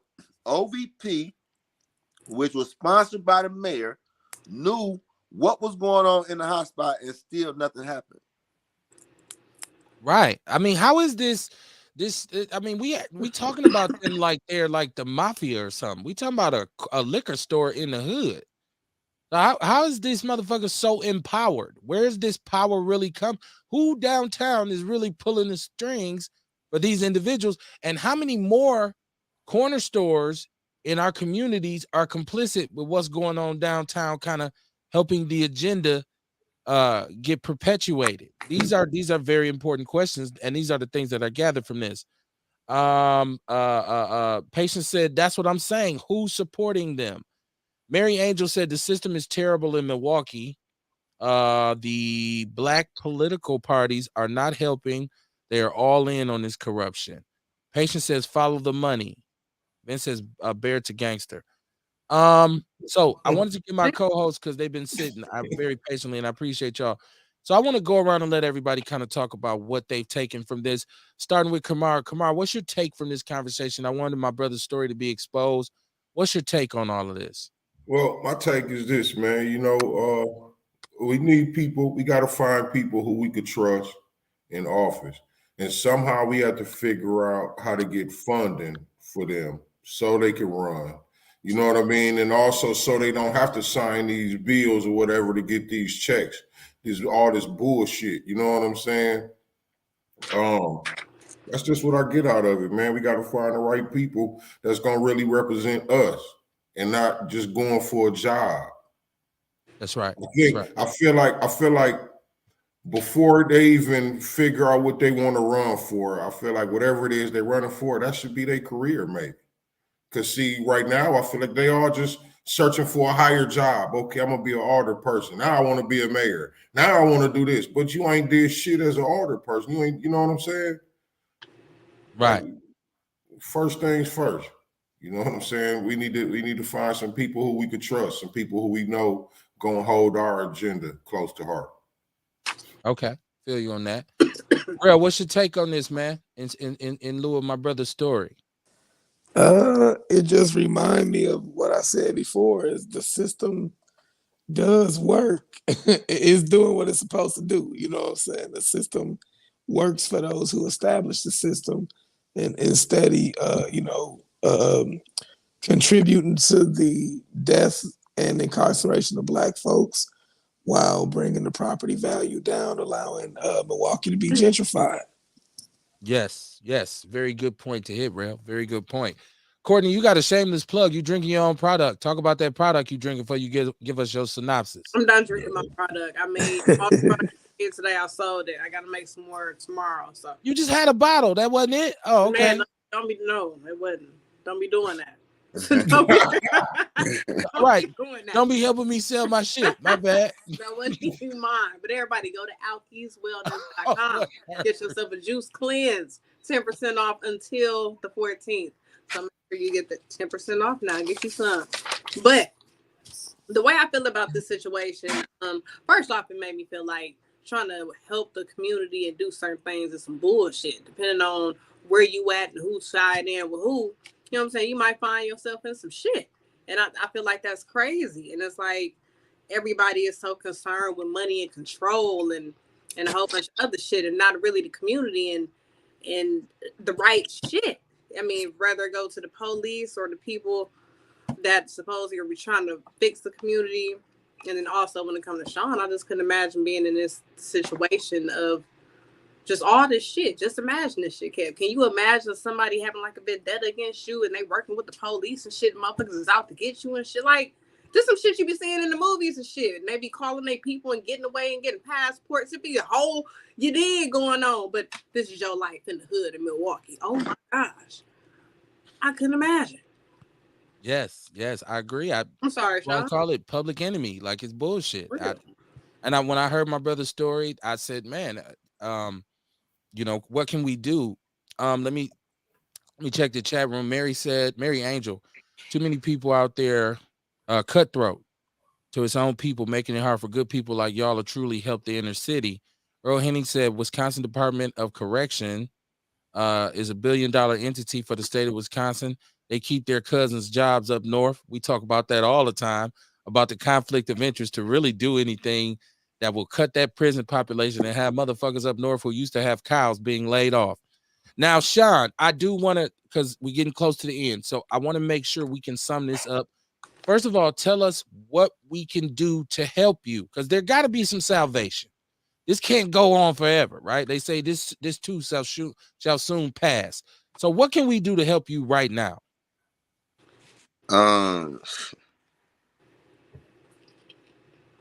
Man, I've tried just about everything, KB. This is my last hope. I mean, real talk. My back is really against the wall right now, man. and like I said, I done lost everything. You know what I mean? I just want my fucking life back, bro. I mean, I don't. Yeah, I've called lawyers. You know what I mean, and laid this out for them, man. And the lowest price I've gotten is $20,000 to open my case back up. I mean, we talking about 20,000 that I ain't did nothing to prove that people trying to kill me based off of me keeping that shit 100. You know what I mean? Call that DA, man. Y'all heard the tapes. Y'all heard it. He wasn't forced to come and talk to me. Nael, I didn't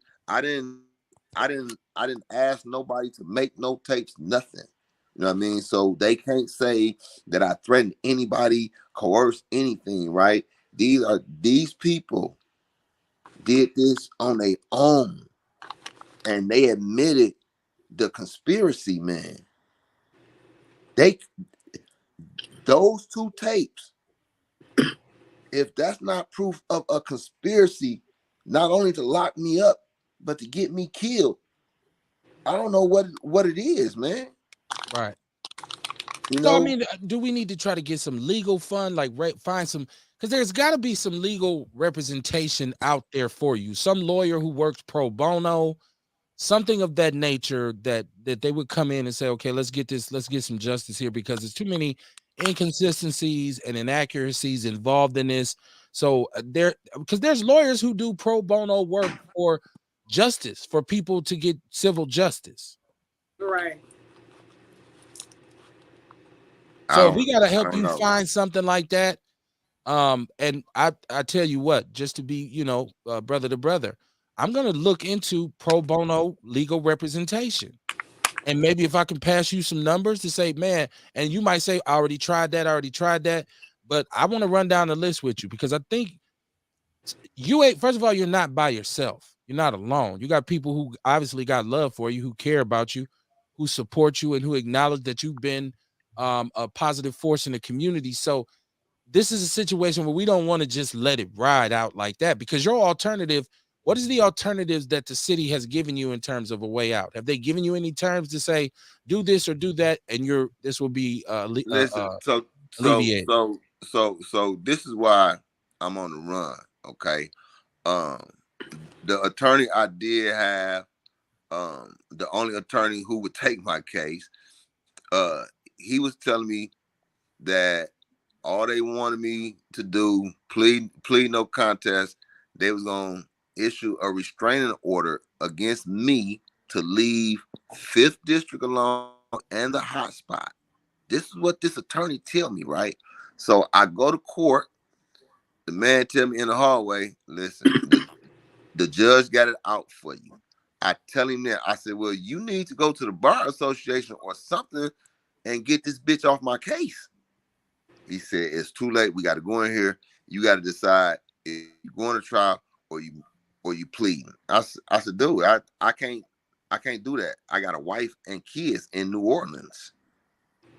The judge told me I had 30 minutes to decide on if I was going to plead or start my trial. I asked her my options. Okay, what's the length of time? If I go to trial, we'll start that trial tomorrow. I ain't got no witnesses lined up or nothing, man. You know what I mean? I said, okay, well, if I plead guilty, how long I get to turn myself in? She said, 2 weeks. I did that, man, and I went home, and I was gonna turn myself in, KB. I really was, bro. And my sons will tell you, my he just turned 18, man. He was, I think, 14 at the time, right? Um, he walked out the house the day before I was supposed to turn myself in, and I heard the alarm on the door, right? And it opened up, and he walked up to me and he handed me a bag of weed, and he said, Pops, he said,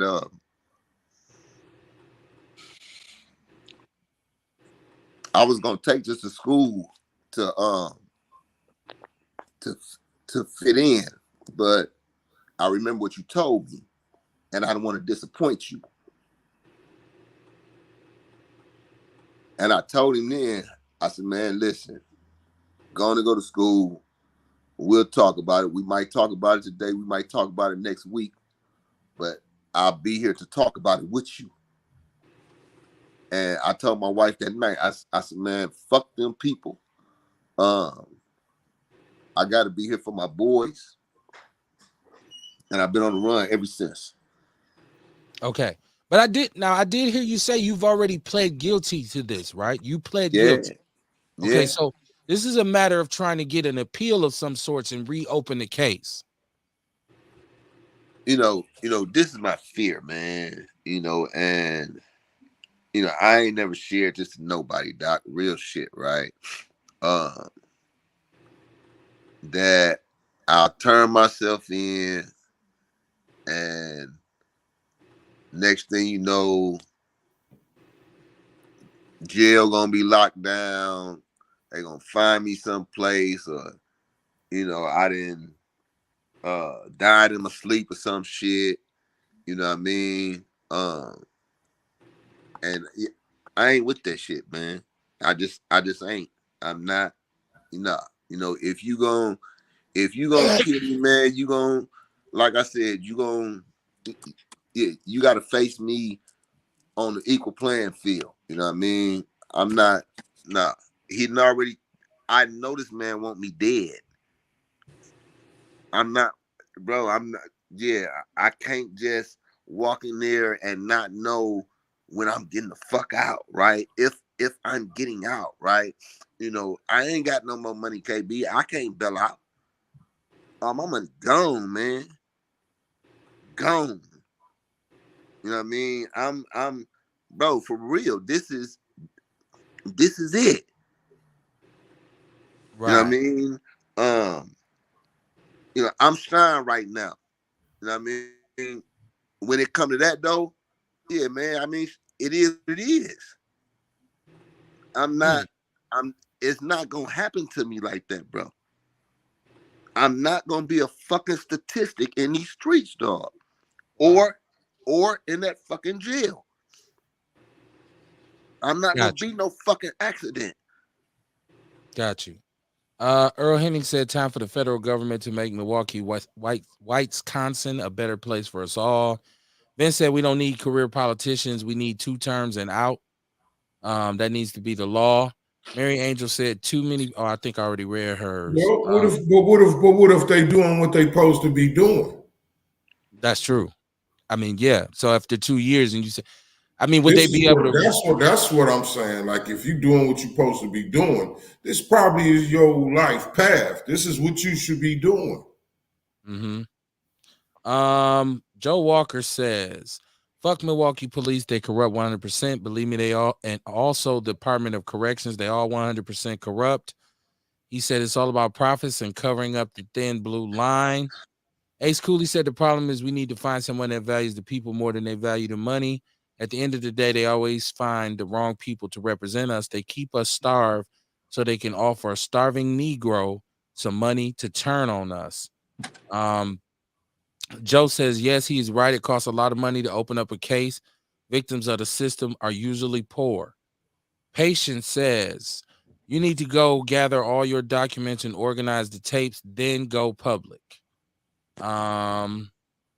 Joe said, I currently have a $10 million lawsuit against the Milwaukee police for trying to murder me, and I will not get into the details until the case is done, and I will be sure to let this podcast know the results when it's over. Before Joe, you've been on before though. I thought you came on years ago, man. I thought Joe came on a long time ago. I've spoken with damn near everybody. I thought contacted Milwaukee Police Bar Association. Joe, you did come on because we talked about your case when they shot you. I know we did. Hold on. Let me see. Okay. Vince Tony says, ask Lena Taylor to represent you before she comes a judge. I just said I'm not going to jail, Vince. He said that. You know what, shit. right? Reach out to Turner's Hall, says Crystal Ship. Who is Turner? What they do, baby? Crystal, put us up. Put us up on what Yeah. Turner Hall does. Kev, see if he can get in touch with the Let's not ACLU. do that. Let's not do that, Ace, because I spoke with Jared. I reached out to Emilio when this happened. I didn't have the tapes though. I mean, I didn't have the tapes. Um, yeah, I don't know, man. And are they with the ACLU? Yeah, yeah. Okay. They got Mason they said got the store they got owner rope. needs to drop the charges. He said he wouldn't go to court. It doesn't matter. But you've It already doesn't. pled guilty, so it doesn't matter, right? See, but You've already. this the thing. The district attorney can drop them charges. Okay. He can go in there and say, due to new evidence, right? These charges should have never been filed. And after that statement was coerced, anything that officer or his partners bring up on me is fruit of a poisonous tree. That's the legal term for it, right? Which shows biasness. Which, dude, it's plain. They didn't fire him. They took him out the neighborhoods, and I think he can't testify in court no more. That's his only penalty. But what about all the people that he's lied on before? What if he's still out here lying on people, man? Earl said they have their own budget, but a little bit of part of the problem is too, because he said a little bit, they part of the problem because talking about the ACLU, because it's easy for you not to work hard to educate somebody, to just let them go to jail. Not all of them choose to do that, just some. I might have messed that up. I usually fuck up from time to time. Earl says, why do you think Mike McGee Sr. and them don't live here anymore? There's a lot behind that. Miss Francois said it's very interesting. Shout out to the juice lady. Joe Walker said the Department of Corrections stole my appeal, saying unless I say I'm guilty, they're taking my appeal. It's all a system that's rigged, especially against poor folks. What else do we got? Patience says, anything I could do, I got you, bro. Vince says 2 terms and you out, period. The president of these United States is out after 2 terms. 2 terms. So if it's I guess it's 4 years, you can do 8 years, right? Okay, so period says, I think she's agreeing with Ace, the ACLU. I don't know. Earl says vote them out of office. And Vince said he was just playing about Lena. Joe said, yes, I've been on the show, but my lawsuit is still active. I know, Joe. I was just because I'm like, I remember back in the days you sent me the pictures and everything, and we had you. I think I might have even been on Blog Talk Radio then. So shout out to you for being around for this long. Pay that man. Let's see. Yes, I've been on the show. Okay. Crystal Ship said that Turner's Hall advocates on behalf of those who have been incarcerated or released. So there's some advocacy there at Turner Hall. What's this? Does that really pertain to me though? Yeah, I just think you need some sort of legal fund. You need to get a lawyer that you can pay, perhaps a retainer, give him or her the recordings, and then they have to put the motions in place to appeal. So you really just need an appeal right now, because it's already locked. I need a writ, either a writ of search warrant or an injunction. Maybe it's the injunction I need so that they can lift this warrant off me. Okay. I mean, bro, I can't get a house. I can't get a job. I can't get shit with this warrant on me. Nothing. Right. They, the restraining order was bad enough because I couldn't live in the house. My family had to leave the house. But with this warrant, man, it's like, my life is, I have no life. Right. Hanging over your head. Look up Joseph Walker, Milwaukee. You will see my lawsuit against MPD is active. Crystal said, I motioned to open my own case to be released off of probation. You could possibly start there. So she's utilized Turner Hall. I mean, maybe you and her can talk off the air and kind of get something established. Well. Now now that is public, I can't visit Turner Hall in the near future to be safe. So, yeah. Sound like some deep kimchi. Vince said some deep kimchi. Damn, where's the statute of limitations? Ain't Well, no it ain't statute involved when there's already when a I plea. play it. Right.